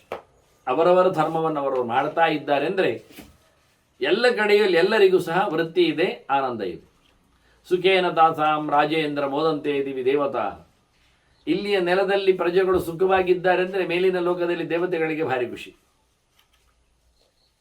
ಯಾಕೆಂದರೆ ಯಜ್ಞಗಳು ಆರಾಧನೆಗಳು ಆಗ್ತಾ ಇರ್ತವೆ, ಕಾಲಕಾಲಕ್ಕೆ ಅನುಗುಣವಾದಂತಹ ಮಳೆ ಬೆಳೆಗಳ ನೆಲೆಯಲ್ಲಿ ಸಮೃದ್ಧಿಯನ್ನು ಅವರು ಸಂತೋಷ ಪಡ್ತಾರೆ. ಆದ್ದರಿಂದ ದೇವತೆಗಳಿಗೆ ಮನುಷ್ಯರ ಲೋಕದ ಮೇಲೆ ಯಾವುದೇ ರೀತಿಯಾದ ಸ್ಪರ್ಧೆ, ಕೋಪ, ತಾಪ ಇಲ್ಲ. ಇಲ್ಲಿದ್ದನ್ನು ಬೆಳೆಸಿಕೊಳ್ಳಬೇಕೆಂದು ಅವರಿಗೆ ಭಾರಿ ಇಷ್ಟ. ಅದಕ್ಕಾಗಿ ಅವರು ಕಾಲಕಾಲಕ್ಕೆ ಮಳೆಯನ್ನು, ವಾತಾವರಣ ತಿಳಿಗೊಳಿಸ್ತಾರೆ. ವ್ಯಕ್ತಿಗಳನ್ನು ಚೆನ್ನಾಗಿ ದುಡಿಸಿಕೊಳ್ಳುವಂತೆ ತಮ್ಮ ಅಂಶಗಳನ್ನು ಹರಿಸ್ತಾರೆ. ಹೀಗಾಗಿ ಅಪೂರ್ವವಾಗಿ ದೇವತೆಗಳ ಆನಂದಕ್ಕಾಗಿ ಮನುಷ್ಯರ ಸಂತೋಷ, ಅವರ ಧರ್ಮ, ಅದರ ಪ್ರತಿಷ್ಠೆ, ಅದು ಎಲ್ಲರೂ ಸೇರಿಕೊಂಡು ಒಂದು ಕಮ್ಯುನಿಟಿ, ಒಂದು ಕತೆ ಅಂತಲ್ಲ. ತಸ್ಮಾದ್ಯೋ ರಕ್ಷಿತ ನೃಪಃ ಸಧರ್ಮೇಣೇತಿ ಪೂಜ್ಯತೆ. ಅದರಿಂದ ರಾಜನಿಗೆ ಮರ್ಯಾದೆ, ಅವನ ರಕ್ಷಣೆಯಿಂದಾಗಿ ಧರ್ಮದ ದೇವತೆಯನ್ನಾಗಿ ಅವನನ್ನು ನೋಡುತ್ತಾನೆ. ಆದ್ದರಿಂದ ರಾಜ ದೇಶ ರಕ್ಷಣೆ ಮಾಡಬೇಕು, ಕಲಿಯುವ ಸಂಸ್ಕಾರವಂತ ವೇದಾಧ್ಯಯನವನ್ನು ಚೆನ್ನಾಗಿ ಮಾಡಬೇಕು. ಅಧೀತೆ ಚಾಪಿಯೋ ವಿಪ್ರಹ, ಒಳ್ಳೆ ಕಡೆಯಿಂದ ಎಲ್ಲ ವಿಷಯಗಳನ್ನು ಚೆನ್ನಾಗಿ ಅರ್ಥ ಮಾಡಿಕೊಳ್ಬೇಕು. ವೈಶ್ಯೋ ಯಚ್ಚ ಆರ್ಜನೇ ರತಃ, ವೈಶ್ಯನಾದವ ಅವನು ಒಳ್ಳೆ ರೀತಿಯಿಂದ ದೇಶದಲ್ಲಿ ಸಂಪತ್ತನ್ನು ಸಂಪಾದನೆ ಮಾಡಿಕೊಳ್ಳಲಿಕ್ಕೆ ಅವನು ಪ್ರಯತ್ನಿಸಬೇಕು. ಅದರ ದಾರಿಗಳೇನು, ಅದರ ವಿಷಯಗಳೇನು ಅನ್ನೋದರ ಬಗ್ಗೆ ಅವನು ಎಚ್ಚರವನ್ನು ಪಡಿಬೇಕು. ಎಚ್ಚ ಶುಶ್ರೂಷತೆ ಶೂದ್ರ ಸತತಂ ನಿಯತೇಂದ್ರಿಯ. ತನ್ನ ವೈಭವಗಳನ್ನಷ್ಟೇ ಮಾಡಿಸಿಕೊಳ್ಳದೆ ತನ್ನ ಎಲ್ಲ ಸರ್ವಿಸೋದು ದೇಶಕ್ಕಾಗಿ ಅನ್ನುವ ನೆಲೆಯಲ್ಲಿ ಉಳಿದ ಎಲ್ಲ ಬಗೆಯವರನ್ನು, ವ್ಯಾಪಾರಿಗಳನ್ನಾಗಲಿ, ರಾಜರನ್ನಾಗಲಿ, ಅಧ್ಯಯನಶೀಲರನ್ನಾಗಲಿ, ಇವರೆಲ್ಲರನ್ನು ಸಹ ಯಾರು ಸೇರಿಕೊಳ್ಳುತ್ತಾನೆ, ಅವರಿಗೆ ಸಹಾಯ ಮಾಡುತ್ತಾನೆ, ಅವರ ಪರಿಚರ್ಯಗಳ ಜೊತೆಯಲ್ಲಿ ಅವರ ಇತರ ಕರ್ಮಗಳನ್ನು ನಡೆಸಿಕೊಡ್ತಾನೆ. ಇಲ್ಲಾದರೆ ಪ್ರತಿಯೊಬ್ಬರು, ನಾನು ಹಿಂದೊಮ್ಮೆ ಹೇಳಿದ್ದೇನೆ, ಒಬ್ಬ ಓದುಗ, ಗಟ್ಟಿ ತಲೆ ಉಳ್ಳವ, ಆ ಪ್ರಕಾರದ ವಂಶವಾಹಿಯನ್ನು ಹೊತ್ತು ಬಂದವ, ಅವನ ಅಧ್ಯಯನಕ್ಕೆ ಎಂದು ಕೂತ್ರೆ ಬಹಳ ಹೊತ್ತು ತನ್ನ ಸಮಯವನ್ನು ಡೆಡಿಕೇಟ್ ಮಾಡ್ತಾನೆ, ಕೊಡ್ತಾನೆ, ಕಳಿತಾನೆ, ಅದರಲ್ಲಿ ಖುಷಿ ಪಡ್ತಾನೆ. ಆದರೆ ಒಂದು ಹಂತದಲ್ಲಿ ಆತನಿಗೆ ಹಸುವು ಮಾತಾಡ್ತದೆ. ಆಗ ಏನು ಮಾಡಬೇಕವ? ತೋಟಕ್ಕೆ ಹೋಗಬೇಕು, ಗದ್ದೆ ಉಳಬೇಕು, ಬೀಜ ಬಿತ್ತಬೇಕು, ತರಕಾರಿ ಕೊಯ್ಬೇಕು ಹೇಳ್ತೀರಾ? ಯಾವಾಗ? ಹಸುವಿನ ಹೊತ್ತಿನಲ್ಲಿ ಅವನಿಗೆ ತಿನ್ನಲಿಕ್ಕೆ ಮಣ್ಣ ಇರುವುದು. ಅದು ಬೆಳೆಸಬೇಕಾದ್ರೆ ಅವನು ಬೆಳಗ್ಗೆನೇ ಹೋಗಬೇಕು. ಮತ್ತು ಜಪತಪ ಅನುಷ್ಠಾನ, ಚಿಂತನೆ, ವೇದ ಅಧ್ಯಯನ, ಪಾಠ ಪ್ರವಚನ, ಈ ನಮ್ಮ ಬಹಳ ಸನಾತನ ಧರ್ಮವನ್ನು ಹೊತ್ತು ತಂದದ್ದನ್ನು ಜನರಿಗೆ ಮುಟ್ಟಿಸುವ ಕತೆ. ವೇದಾಭ್ಯಾಸ ಅಂದರೆ ಅದೇ ವಿಷಯ. ತದ್ದಾನಂಚ ಸುಶಿಷ್ಯೇಭ್ಯ ಅಂತಾರೆ. ಕಲಿತು ಬಂದದ್ದನ್ನು ಮತ್ತೊಬ್ಬರಿಗೆ ಕೊಡುವುದರಲ್ಲೇ ಒಂದು ದೊಡ್ಡ ವಿಷಯ ಅಂತಾರೆ. ವೇದಾಧ್ಯಯನ ಪಂಚದ 5 ಪ್ರಕಾರದಲ್ಲಿ ವೇದಾಧ್ಯಯನ ಆಗ್ತದೆ, ಕಲಿಯುವುದಷ್ಟೇ ಅಲ್ಲ. ಕೇಳಿದ್ದನ್ನು ಅದನ್ನು ಉಳಿಸ್ಲಿಕ್ಕೋಸ್ಕರದನ್ನು ಅವ ಅಧ್ಯಯನ ಮಾಡಬೇಕು. ಅಧ್ಯಯನ ಮಾಡಿದ್ದನ್ನು ನಿರಂತರ ಉಳಿಸಿಕೊಳ್ಳಲಿಕ್ಕೆ ಜಪ ಮಾಡಬೇಕು, ಅದನ್ನು ಮತ್ತೊಬ್ಬರಿಗೆ ಕೊಡಬೇಕು. ಹೀಗೆ ಪಂಚಪ್ರಕಾರದಲ್ಲಿ ವೇದವನ್ನು ತಿಳಿಸುವ, ಉಳಿಸುವ ಬಗೆಯದೆ. ಹಾಗಾಗಿ ಅವನಿಗೆ ಅವಕಾಶ ಕೊಡಬೇಕಾದ್ರೆ ನೀವು ಬೆಳಿಗ್ಗೆ ಅವನನ್ನು ತೋಟಕ್ಕೆ ಬಿಡಬಾರದು. ಮಧ್ಯಾಹ್ನದ ಹೊತ್ತಿನಲ್ಲಿ ಅವನು ಹಸಿವು ಬಂದಾಗ ಹಸಿವೆಯನ್ನು ಊಟಕ್ಕೆ ತುಂಬಿದಕ್ಕೆ ಮಾತ್ರ ಇರಬೇಕು. ಆ ಬಳಿಕ ತಟ್ಟೆ ತೊಳೆಯುವುದು ಅವನ ಕೆಲಸ ಅಲ್ಲ, ಕೈ ತೊಳೆಯುವುದಷ್ಟೇ. ನೆಲ ಶುದ್ಧ ಮಾಡುವುದು ಅವನ ಕೆಲಸ ಅಲ್ಲ. ಕೆಲಸ ಅಲ್ಲ ಅಂದರೆ ಅವನಿಗೆ ಅದು ಮಾಡಲಿಕ್ಕೆ ಹೋದರೆ 1-4 ಮುಟ್ಟ ಉಳಿದು ಹೋಗ್ತದೆ ಅಧ್ಯಯನ. ಹಿಂದೆ ಓದುಗರಿಗೆ ಎಷ್ಟು ಅವಕಾಶ ಮಾಡಿಕೊಟ್ಟಿದ್ರು ನೋಡಿ. ಕೇವಲ ಎಷ್ಟು ಸಮಯದವರೆಗೆ ಓದ್ತಾನೆ ಅಂದರೆ, ಎಷ್ಟು ಸಮಯ ಅಂದರೆ ಎಷ್ಟು ವರುಷದವರೆಗೆ, ಎಷ್ಟು ಹೊತ್ತಗೆಗಳನ್ನು ಓದ್ತಾನೆ, ಎಷ್ಟು ರೀತಿಯಲ್ಲಿ ಓದ್ತಾನೆ, ಅಷ್ಟಕ್ಕೆ ಅವರು ಬಿಟ್ಟು ಕೊಡ್ತಿದ್ರು ಅವನನ್ನು. ಹುಡುಗನಿಗೆ ಒಟ್ಟುವಿಗೆ ಕಲೀಲಿಕ್ಕೆ ಮಾತ್ರ ಕೆಲಸ, ಮತ್ತೇನಿಲ್ಲ. ಎಲ್ಲಿವರೆಗೆ ಅಂದರೆ ಅವನ ತಂದೆ ತಾಯಿಗಳು ಸತ್ರ ಅವನೇನು ಹೋಗ್ತಾ ಇರಲಿಲ್ಲ, ತಿಳಿಸಿಕೊಡ್ತಿರಲಿಲ್ಲ. ಅವನಿಗೆ ಅದು ಬಾಧಕ ಆಗಬಾರ್ದು ಅಂತ. ಅದೇನು ತಪ್ಪಲ್ಲ ಅಂತ. ಓದು, ಎಲ್ಲ ಓದಿ ಮುಗಿಸಿದ ಬಳಿಕ ಇನ್ನು ನಾನು ಓದುವುದಿಲ್ಲ, ಧಾರಣೆ ಮಾಡುವುದಿಲ್ಲ ಅಂದಾಗ, ಇನ್ನು ನನ್ನ ದೇಹ, ಇನ್ನು ಧರ್ಮ, ಇನ್ನು ಮನೆ ವಾಳತೆ ಉಂಟು ಅಂದಾಗ ಹೋಗು. ಮತ್ತೆ ಅವನನ್ನು ಗಟ್ಟಿ ಆಗುವುದಿಲ್ಲ. ಬಲಾತ್ಕಾರದಲ್ಲಿ ಊಟ ಮಾಡಿಸ್ಲಿಕ್ಕೆ ಬರುವುದೇ ಇಲ್ಲ. ಹಾಗಾಗಿ ಮತ್ತೆ ಅವನು ಯಥಾ ಪ್ರಕಾರ ಮನೆ ಮಾಡ್ತಾನೆ, ತನ್ನ ಬದುಕನ್ನು ನೋಡ್ತಾನೆ, ಮತ್ತೆ ಪುನಃ ಅಲ್ಲಿ ಎಚ್ಚರವನ್ನು ಪಡಿತಾನೆ. ಓಹೋ, ನಾನು ಕಲ್ತದ್ದಿದೆ, ಅದನ್ನು ಮತ್ತೆ ನಾನು ಮುಂದುವರಿಸಲಿಕ್ಕೆ ಇದೆ, ಅದು ದೊಡ್ಡ ಕೊಡುಗೆ, ಬಳುವಳಿ ನನ್ನ ಮಕ್ಕಳಿಗೆ ಅದು ಕೊಡಬೇಕು ಅಂತ ಮಕ್ಕಳನ್ನು ಪಡೆದು ಮಕ್ಕಳಿಗೆ ತುಂಬಿಸ್ತಾನೆ, ಅದನ್ನು ಮತ್ತೆ ಮುಂದುವರಿಸ್ತಾನೆ. ಹೀಗೆ ಒಬ್ಬ ರಾಜನಾದವನು ಇಡೀ ದೇಶವನ್ನು ನೋಡಿಕೊಂಡು ಪ್ರಜೆಗಳ ಸಂತೋಷಕ್ಕೆ ತಾನು ಭಾಗಿಯಾಗಿ ಶತ್ರು ರಾಷ್ಟ್ರಗಳನ್ನು ಮರ್ದನೆ ಮಾಡಿ ತೊಂದರೆಗಳನ್ನು ನಿವೃತ್ತಿಗೊಳಿಸಿ ತನ್ನ ಮಕ್ಕಳನ್ನು ಅದೇ ರೀತಿಯಾಗಿ ತರಬೇತುಗೊಳಿಸಿ ಮತ್ತೆ ಸಿಂಹಾಸನ ಕುಳ್ಳಿರಿಸಿಕೊಂಡು ಅವರನ್ನು ನೋಡಿಕೊಂಡು ಅವರ ಎತ್ತರವನ್ನು ಸಂಭ್ರಮಿಸಿಕೊಂಡು ಹೊರಡುತ್ತಾನೆ, ಕಾಡಿಗೆ ಹೊರಡುತ್ತಾನೆ ನಿರ್ವ್ಯಾಜವಾಗಿ. ಅದರಂತೆ ವೈಶ್ಯನು ಅವನ ಮನೆ ಮಂದಿಯಲ್ಲಿ ಎಲ್ಲರೂ ಸೇರಿಕೊಂಡು ಏನು ಗಮ್ಮತ್ತು, ಏನು ಪೈರುಗಳು, ಏನು ಬೆಳೆ, ಏನು ಮಳೆ, ಕಾಲ ಕಾಲಕ್ಕೆ ತಕ್ಕುದಾಗಿ ಯಜ್ಞ ಯಾಗಗಳು ನಡೆದರೆ ವೈಶ್ಯನಿಗೆ ಏನು ತಲೆಬಿಸಿಯೇ ಇಲ್ಲ. ಕೊಚ್ಚಿ ಹೋಗುವುದೂ ಇಲ್ಲ, ನೆಲ ಕಚ್ಚುವುದೂ ಇಲ್ಲ, ಕರಟಿ ಹೋಗುವುದೂ ಇಲ್ಲ, ಮುರುಟಿ ಬಿಡುವುದೂ ಇಲ್ಲ. ವಿಚಿತ್ರ ಅಂದ ನೋಡಿ, ಎಲ್ಲಕ್ಕೂ ಅವಕಾಶ. ಆಗ ಯಾವ ದೇಶದಲ್ಲಿ ಪ್ರಜೆಗಳು ನೆಮ್ಮದಿಯಲ್ಲಿ ಇರ್ತಾರೆ, ವೈಶ್ಯರು ಒಳ್ಳೆ ರೀತಿಯಿಂದ ವ್ಯಾಪಾರ ವ್ಯವಹಾರ ಕೊಡುತ್ತಾರೆ, ರಾಜರು ಒಳ್ಳೆ ರೀತಿಯ ಪ್ರಜಾಪಾಲನೆ ಮಾಡುತ್ತಾರೆ, ಅಧ್ಯಯನಶೀಲರು ಯಾವ ರೀತಿಯಲ್ಲಿ ಜ್ಞಾನದ ಮಾರ್ಗವನ್ನು ಬೆಳೆಸ್ತಾರೆ, ಅಂಥ ಕಡೆಯಲ್ಲಿ ಯಾವುದೇ ರೀತಿಯಾದ ದೇವತೆಗಳಿಗೆ ಉಪಟಳ ಕೊಡುವ ಯೋಗ್ಯತೆಯೇ ಇಲ್ಲ, ಆಗುವುದೂ ಇಲ್ಲ. ದೇವತೆಗಳೇ ರಕ್ಷಣೆಯಲ್ಲಿ ನಿಲ್ಲುತ್ತಾರೆ ಅಂಥ ಕಡೆಯಲ್ಲಿ. ಅಂದ ಪ್ರತಿಯೊಬ್ಬರು ಅವರವರ ಕೆಲಸವನ್ನು ಮಾಡುವಂತೆ ಎಲ್ಲ ವರ್ಣದವರಿಗೂ ಅವರವರಿಗೆ ಬೇಕಾದ್ದನ್ನು ಅಡುಗೆ ಮಾಡುವುದರಲ್ಲಿಯೂ, ಹಸುವೆಯಲ್ಲಿ ಬಡಿಸುವುದು ಮಾತ್ರ ಅಲ್ಲ, ತಟ್ಟೆ ತೊಳೆಯುವುದು ಅಂತ ನಾನು ಹೇಳಿದೆ ಅಷ್ಟೇ. ಪಾತ್ರೆ ತೊಳಿಲಿಕ್ಕಿದೆ, ನೆಲ ಶುದ್ಧಿ ಮಾಡಲಿಕ್ಕಿದೆ ಅಂತ ಅಷ್ಟೇ ಅಲ್ಲ, ಎಲೆಗೆ ಅಡುಗೆ ಬಡಿಸ್ಲಿಕ್ಕೂ ಇದೆ ಅವರಿಗೆ ಯೋಗ್ಯತೆ, ಅಡುಗೆ ಮಾಡಲಿಕ್ಕೂ ಅವರಲ್ಲಿದೆ. ಏನು ಗಮ್ಮತ್ತು ನೋಡಿ. ಹಾಗಾಗಿ ನಮ್ಮ ಯೋಗ್ಯತೆ ಬಹಳ ಚೆನ್ನಾಗಿರಬೇಕು. ದೀಕ್ಷಿತನಾದ ವ್ಯಕ್ತಿಯಾಗಿದ್ದಾಗ ಭಗವದ್ ಎಚ್ಚರವುಳ್ಳವನು ಮಾಡಿದರು, ಏನು ಮಾಡಿದರು ಅದನ್ನೇ ಉಲ್ಲೇಖ ಮಾಡಿದರು. ಎಚ್ಚ ಶುಶ್ರೂಷತೆ ಶೂದ್ರ ಸತತಂ ನಿಯತೇಂದ್ರಿಯ ಅಂತ. ಇಂದ್ರಿಯ ಚಾಪಲಕ್ಕೆ ಒಳಗಾಗದೆ, ದುಷ್ಟ ಪದಾರ್ಥಗಳನ್ನು ಸ್ವೀಕರಿಸಿಕೊಳ್ಳದೆ, ದೇವರೆಚ್ಚರವನ್ನು ಗಟ್ಟಿ ಸಂಪಾದನೆ ಮಾಡಿದವಾದರೆ ಅವನು ಏನು ಮಾಡಲಿಕ್ಕೂ ಸಿದ್ಧನಾಗ್ತಾನೆ.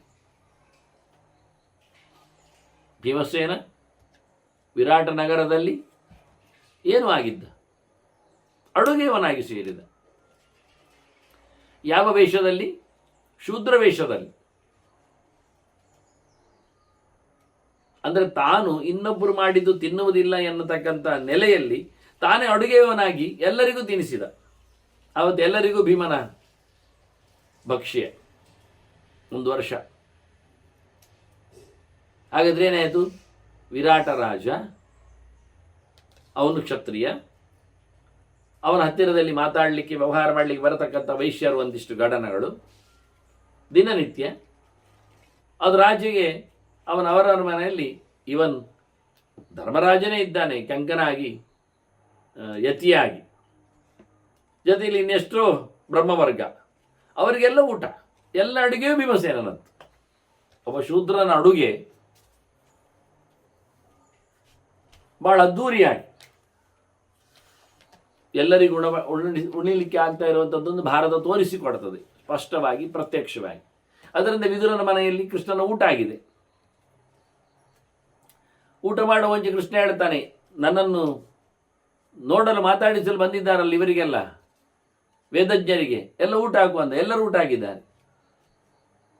ಶೂದ್ರನ ಮನೆ, ಹೌದು, ಅಲ್ಲೇ ಊಟ. ವಿದುರ ಅಷ್ಟು ಎತ್ತರದ ಧರ್ಮಾತ್ಮ. ಹಾಗೆ ನಿಯತೇಂದ್ರಿಯ ಅಂದರು. ಒಳ್ಳೆ ಚೌಕಟ್ಟಿನಲ್ಲಿ ಕೂತವನಾಗಿದ್ದರೆ, ದೀಕ್ಷಿತನಾಗಿದ್ದರೆ ಅವನು ಏನನ್ನೂ ಮಾಡಲಿಕ್ಕೆ ಬರ್ತದೆ, ಏನೂ ಆಗ್ತಾನೆ.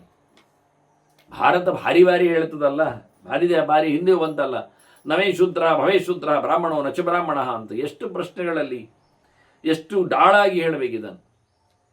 ಜಾತಿಯಿಂದ ನೀವು ಅವನನ್ನು ಗಮನಿಸಬೇಡಿ, ಹೇಳಬೇಡಿ, ಅಲ್ಲ ಗುಣಲಕ್ಷಣದಿಂದ ನೋಡಿ, ಕರ್ಮವನ್ನು ತಿಳಿಯಿರಿ ಅಂತ. ಹೀಗಾಗಿ ಇಲ್ಲಿ ಅದೇ ಸ್ಪಷ್ಟವಾಗಿ ಹೇಳುತ್ತಾರೆ, ಉಳಿದವರ ಸೇವೆಯಿಂದಾಗಿ ಅವನು ಬಹಳ ಎತ್ತರದಲ್ಲಿದ್ದಾನೆ ಅಂತ. ಅಥೋನ್ಯತಾ ಮನುಷ್ಯೇಂದ್ರ ಸ್ವಧರ್ಮಾತ್ ಪರಿಹೀಯತೆ. ಇದಲ್ಲ ಆದರೆ ಪ್ರತಿಯೊಬ್ಬನು ತನ್ನ ಧರ್ಮದಿಂದ ಬಿದ್ದೋಗ್ತಾನೆ, ದೇಶ ಸುಭಿಕ್ಷೆಯಿಂದ ಜಾರ್ತದೆ ಅಂತ. ದಾನದ ಬಗ್ಗೆ ಒಂದು ಮಾತು ಹೇಳುವಾಗ ಬಹಳ ಸುಂದರವಾದ ಒಂದು ಮಾತು ಹೇಳ್ತಾರೆ.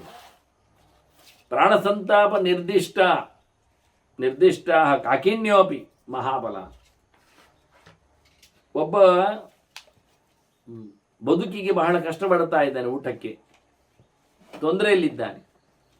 ಅವನ ಪ್ರಾಣವನ್ನು ಬದುಕಿಸಿಕೊಟ್ಟದ್ದು ಒಂದಿಷ್ಟು ಕಾಳುಗಳು, ಏನೋ ಯಾವುದು ಜುಜುಬಿ, ಅದು ಆಗ್ತದೆ, ಭಾರಿ ಫಲ ಕೊಡ್ತದೆ. ಯಾಕೆ? ಅವನು ಅದರಲ್ಲಿ ಬದುಕಿಕೊಂಡ. ಶ್ರುತಿ ಅದನ್ನು ಉಲ್ಲೇಖ ಮಾಡಿತ್ತಲ್ಲ, ಉದ್ದಿನ ಕಾಳಿನ ಕಥೆಯಲ್ಲಿ, ಬೆಂದ ಕಾಳುಗಳು. ಹಾಗೆ ಮನುಷ್ಯನಿಗೆ ಒಂದಿಷ್ಟು ಕಡಿಮೆಯಾದದ್ದು ಸಹ ಅವನ ಬದುಕಿಗೆ ಅದು ಭಾರಿ ಉಪಯೋಗಕ್ಕಾಗಿದ್ದರೆ ಅವನು ದೊಡ್ಡ ಫಲವನ್ನು ಪಡಿತಾನೆ. ಅದೇ ನೀವು ರಾಶಿಗಟ್ಟಲೆ ಕೊಟ್ಟರೆ, ಹಸಿವೆ ಇಲ್ಲದಿದ್ದಾಗ ಸಿಕ್ಕಿದರೆ ಪ್ರಯೋಜನ ಇಲ್ಲ. ಈ ಕಾಳುಗಳಾದರೂ ಎಲ್ಲಿಂದ ಬರಬೇಕು ದಾನಕ್ಕೆ? ನ್ಯಾಯೇನೋಪಾರ್ಜಿತಾ ದತ್ತ. ಒಳ್ಳೆ ಮಾರ್ಗದಿಂದ ಸಂಪಾದನೆ ಮಾಡಿದ್ದನ್ನು ಧರ್ಮ ಮಾರ್ಗದಿಂದ ಸಂಪಾದನೆ ಮಾಡಿದರೆ, ಆಗ ನಾನು ಹೇಳಿದೆ ಎಷ್ಟು ಬಗೆಯಿಂದ ಅಧರ್ಮಗಳು ಉಲ್ಲೇಖಗೊಳ್ಳುತ್ತವೆ, ದೇಶದಿಂದ, ಕಾಲದಿಂದ, ವಸ್ತುವಿನಿಂದ ಅಂತ. ಅದು ಪ್ರಯೋಜನ ಆಗಲಿಲ್ಲ. ತಲೆ ಒಡೆದು ಬಂದ ದುಡ್ಡನ್ನು ದಾನದಲ್ಲಿ ವಿನಿಯೋಗಿಸಿಕೊಂಡ್ರೆ ಅವನಿಗೆ 0 ಫಲ. ಹಾಗಾಗಿ ಯಾವ್ಯಾವುದು ವಸ್ತುಗಳ ವಿದೇಶ ವ್ಯವಹಾರಗಳಿಂದಾಗಿ ಮಾಡಿದ ಸಂಪತ್ತಿನಿಂದ ಮಾಡುವಂಥದ್ದು ಧರ್ಮ, ಅದು ಏನು 0 ಫಲ ಅಂತ. ನ್ಯಾಯೇನೋಪಾರ್ಜಿತ ದತ್ತಾಹ ಕಾಕಿನ್ಯೋಪಿ ಮಹಾಫಲ. ಅದು ಯಾರಿಗೆ? ಪ್ರಾಣ ಸಂಕಟದಲ್ಲಿ ಬಂದಾಗ ಸಹಜವಾಗಿ ಹಸುವಿನವನಿಗೆ ನೀನು ಧರ್ಮದಿಂದ ಸಂಪಾದನೆ ಮಾಡಿದ್ದು ಒಂದಿಷ್ಟು ಸಣ್ಣ ವಸ್ತು ಆದರೂ ಅದು ದೊಡ್ಡ ಫಲವನ್ನು ಕೊಡುತ್ತದೆ. ಅಲ್ಲದೆ ಕಿಮುತಾನ್ಯ ಸಹಸ್ರಶಃ, 1000 ಗಟ್ಟಲೆ ದೊಡ್ಡ ಸಂಗತಿಗಳನ್ನು ಮೂಟೆಗಟ್ಟಲೆ ಕೊಟ್ಟಿದ್ದೇನೆ ಹೇಳಿದರೆ ಪ್ರಯೋಜನ ಆಗಲಿಲ್ಲ. ಯಾರಿದ್ದೆ? ಅದು ಅನ್ಯಾಯ ಮಾಡಿದ್ದು, ಎಲ್ಲಿ ಒಂದು ಕಡೆ ತಲೆ ಹೊಡೆದದ್ದು, ದೋಚಿ ಬಂದದ್ದು, ಇನ್ಯಾವುದೋ ಪ್ರಕಾರದಲ್ಲಿ ಮಾಡಿದ್ದು, ಆಗಲಿಲ್ಲ ಅಂತ. ಸ್ವಧರ್ಮೇ ನಿಧನಂ ಶ್ರೇಯ, ಅದನ್ನೇ ಕೃಷ್ಣ ಹೇಳಿದ್ದು. ಪರಧರ್ಮ ಭಯಾವ. ಬೇರೆ ಧರ್ಮವನ್ನು ಮಾಡಿ ಸಂಪತ್ತು ತಂದರೆ ನಿನಗೆ ಅದರ ದಾನದಲ್ಲಿಯೂ ಬೆಲೆ ಇಲ್ಲ, ಯಜ್ಞದಲ್ಲಿಯೂ ಅನುಕೂಲ ಇಲ್ಲ, ಪ್ರಯೋಜನ ಆಗಲಿಲ್ಲ ಅಂತ. ಎರಡೇ ರೀತಿಯಲ್ಲಿ ವಿನಿಯೋಗಿಸಲಿಕ್ಕೆ ಬರ್ತದೆ ದುಡ್ಡನ್ನು, ಸಂಪತ್ತನ್ನು. ಒಂದು ಯಜ್ಞದಲ್ಲಿ ಉಪಯೋಗಿಸುವುದು, ಇನ್ನೊಂದು ದಾನದಲ್ಲಿ ಕೊಟ್ಟು ಬಿಡುವುದು. ಒಂದು ಅಗ್ನಿಮುಖದಲ್ಲಿ ಸಮಾರಾಧನೆ, ಇಲ್ಲ ಒಬ್ಬ ತಿಳಿದವನ ಕೈಯಲ್ಲಿ ಅದರ ಸಮರ್ಪಣೆ. ಇದು ಎರಡು ಅಲ್ಲ ಅಂತಾದರೆ, ಇದು ಎರಡು ಮಾಡಲಿಕ್ಕೆ ನ್ಯಾಯೇನೋಪಾರ್ಜಿತ ಅಂತ. ಸಹಜವಾಗಿ ಧರ್ಮೇನ ಸಹಿತಮ್ಯಸ್ತಿ ಎಂದು ಹೇಳಿದ್ದಾನೆ. ಧರ್ಮದಿಂದ ಬಂದಿದ್ದರೆ ಅದು ನೀನು ಕೊಡುವುದರಲ್ಲಿಯೂ ನಡೆಸುವುದರಲ್ಲಿ ಅರ್ಥ ಉಂಟು, ಇಲ್ಲ ಅಂದರೆ ಇಲ್ಲ. ಕೊಡುವಾಗ ಹೇಗೆ ಕೊಡಬೇಕು? ಅದರಲ್ಲಿ ಮತ್ತೆ ದಾನದಲ್ಲಿಯೂ ಕೃಷ್ಣ ಹೇಳಿದರ ಪ್ರಕಾರದಲ್ಲಿ 3 ಮುಖಗಳು, ಸಾತ್ವಿಕ, ರಾಜಸ, ತಾಮಸ ಇದ್ದಾಗೆ ಉತ್ತಮ, ಅಧಮ, ಮಧ್ಯಮ ಪಕ್ಷಗಳು. ಉತ್ತಮ ಪಕ್ಷ ಏನು ಕೇಳಿದರೆ, ಒಳ್ಳೆಯದರಿಂದ ಸಂಪಾದನೆ ಮಾಡಿದ್ದಾಯ್ತಲ್ಲ. ಸತ್ಕೃತ್ಯ ಹಿ ದ್ವಿಜಾತಿಭ್ಯ ಯೋ ದದಾತಿ ನರಾಧಿಪ. ದಾನಕ್ಕೆ ಪ್ರಶಸ್ತನಾದವ ಕೊಡುಗ ರಾಜ. ಅವನು ಬಹಳ ಒಳ್ಳೆಯ ರೀತಿಯಿಂದ ಕರೆದು ಪ್ರೀತಿಯಿಂದ ಅವನನ್ನು ಸನ್ಮಾನಗೊಳಿಸಿ ಅವನಿಗೆ ಕೊಡಬೇಕು. ಅಷ್ಟೇ, ಹೋಗಿ ಕೊಡಬೇಕು. ಅವರನ್ನು ಗಮನಿಸಿ, ಗುರುತಿಸಿ, ಕಮ್ಮಿದ್ದದ್ದು ನೋಡಿ ಸಂತೋಷದಿಂದ ಕೊಟ್ಟರೆ ಅದು ಉತ್ತಮವಾದದ್ದು. ಯಾದೃಶಂ ತಾದೃಶಂ ನಿತ್ಯಂ ಅಶ್ನಾತಿ ಫಲಂ ಊರ್ಜಿತಂ. ಅಂಥವನು ಕೊಟ್ಟರೆ ಅವನಿಗೆ ಎಂತ ಕೊಟ್ಟಿದ್ದಾನೆ ಅದನ್ನೇ ಮತ್ತೆ ಪಡಿತಾನವ. ಹೇಗೆ ಕೊಟ್ಟಿದ್ದಾನೆ ಹಾಗೆ ಅವನಿಗೆ ಅದು ಸಿಗ್ತದೆ. ನಿರಂತರವಾಗಿ ಅದರಿಂದ ಅವನು ಸಂತೋಷವನ್ನು ಅನುಭವಿಸ್ತಾನೆ. ಆದ್ದರಿಂದ ಅಭಿಗಮ್ಯತು ಯದ್ದತ್ತಂ ಧರ್ಮಮಾಹು ಅಭಿಷ್ಟುತ. ವಾಸ್ತವವಾಗಿ ಹೋಗಿ ಅವನನ್ನು ಗುರುತಿಸಿ ಕೊಡಬೇಕು. ಮತ್ತೆ ಕೇಳಿದವನಿಗೆ ಕೊಟ್ಟರೆ ಯಾಚಿತೇನತು ಯದ್ದತ್ತಂ ತದಾಹು ಮಧ್ಯಮಂ ಪರ. ಯಜ್ಞಕ್ಕಾಗಿ ಸಂಪತ್ತು ಬೇಕು ಅಂತ ಧರ್ಮರಾಜನಿಗೆ ಬಂದು ಕೇಳಿದ್ನಲ್ಲ, ಅದು ಕತೆ ಮುಂದೆ ಬರುವಂಥದ್ದು, ನಾವು ಹಿಂದೆ ನೋಡಿದ್ದೇವಲ್ಲ. ನಾಳೆ ಬಾ ಅಂದ, ಭೀಮಸೇನಲ್ಲಿ ಹೋದಾಗ ಯಜ್ಞಕ್ಕೆ ಅವನು ತನ್ನ ಕೈ ಆಭರಣವನ್ನೇ ಕೊಟ್ಟು ಬಿಟ್ಟ. ಯಾಕೆಂದರೆ ದಾನಕ್ಕೆ ಇರುವುದು ಕೈ, ಅದು ಕೊಡಲಿಕ್ಕೆ, ಅಲ್ಲಿ ಆಭರಣ ಅದಕ್ಕೆ ಎಂದ. ಬಹಳ ಚೆನ್ನಾಗಿ ಸೂಚನೆ ಕೊಟ್ಟವ ಏನು ಕೊಡುವುದು ಎನ್ನುವುದನ್ನು. ಮತ್ತೆ ಮಾಡಲಿಕ್ಕೆ ಹೊರಟದ್ದು ಯಜ್ಞವನು ಕೈಯಿಂದ, ಅದಕ್ಕೆ ಕೈ ಆಭರಣ ಕೊಡದೆ ಮತ್ತೇನು ಕೊಡುವುದು ಅದು ಕೊಟ್ಟ. ರಾಜನ ಉಡುಗೆ ತೊಡುಗೆ ಅದು ಆಭರಣ, ಬಹಳ ಮೌಲ್ಯಯುತವಾದದ್ದು. ಅದರಿಂದ ಯಜ್ಞಯಾಗ ಆಗುವುದಿಲ್ಲ. ಅದನ್ನು ವ್ಯಾಪಾರದಲ್ಲಿ ಅಂಗಡಿಯಲ್ಲಿ ಕೊಟ್ಟವನು ಮಾಡುವಂಥದ್ದು. ಮಾಡಲಿ ಅಂದ, ಮಾಡಬೇಕು ಅಂತ.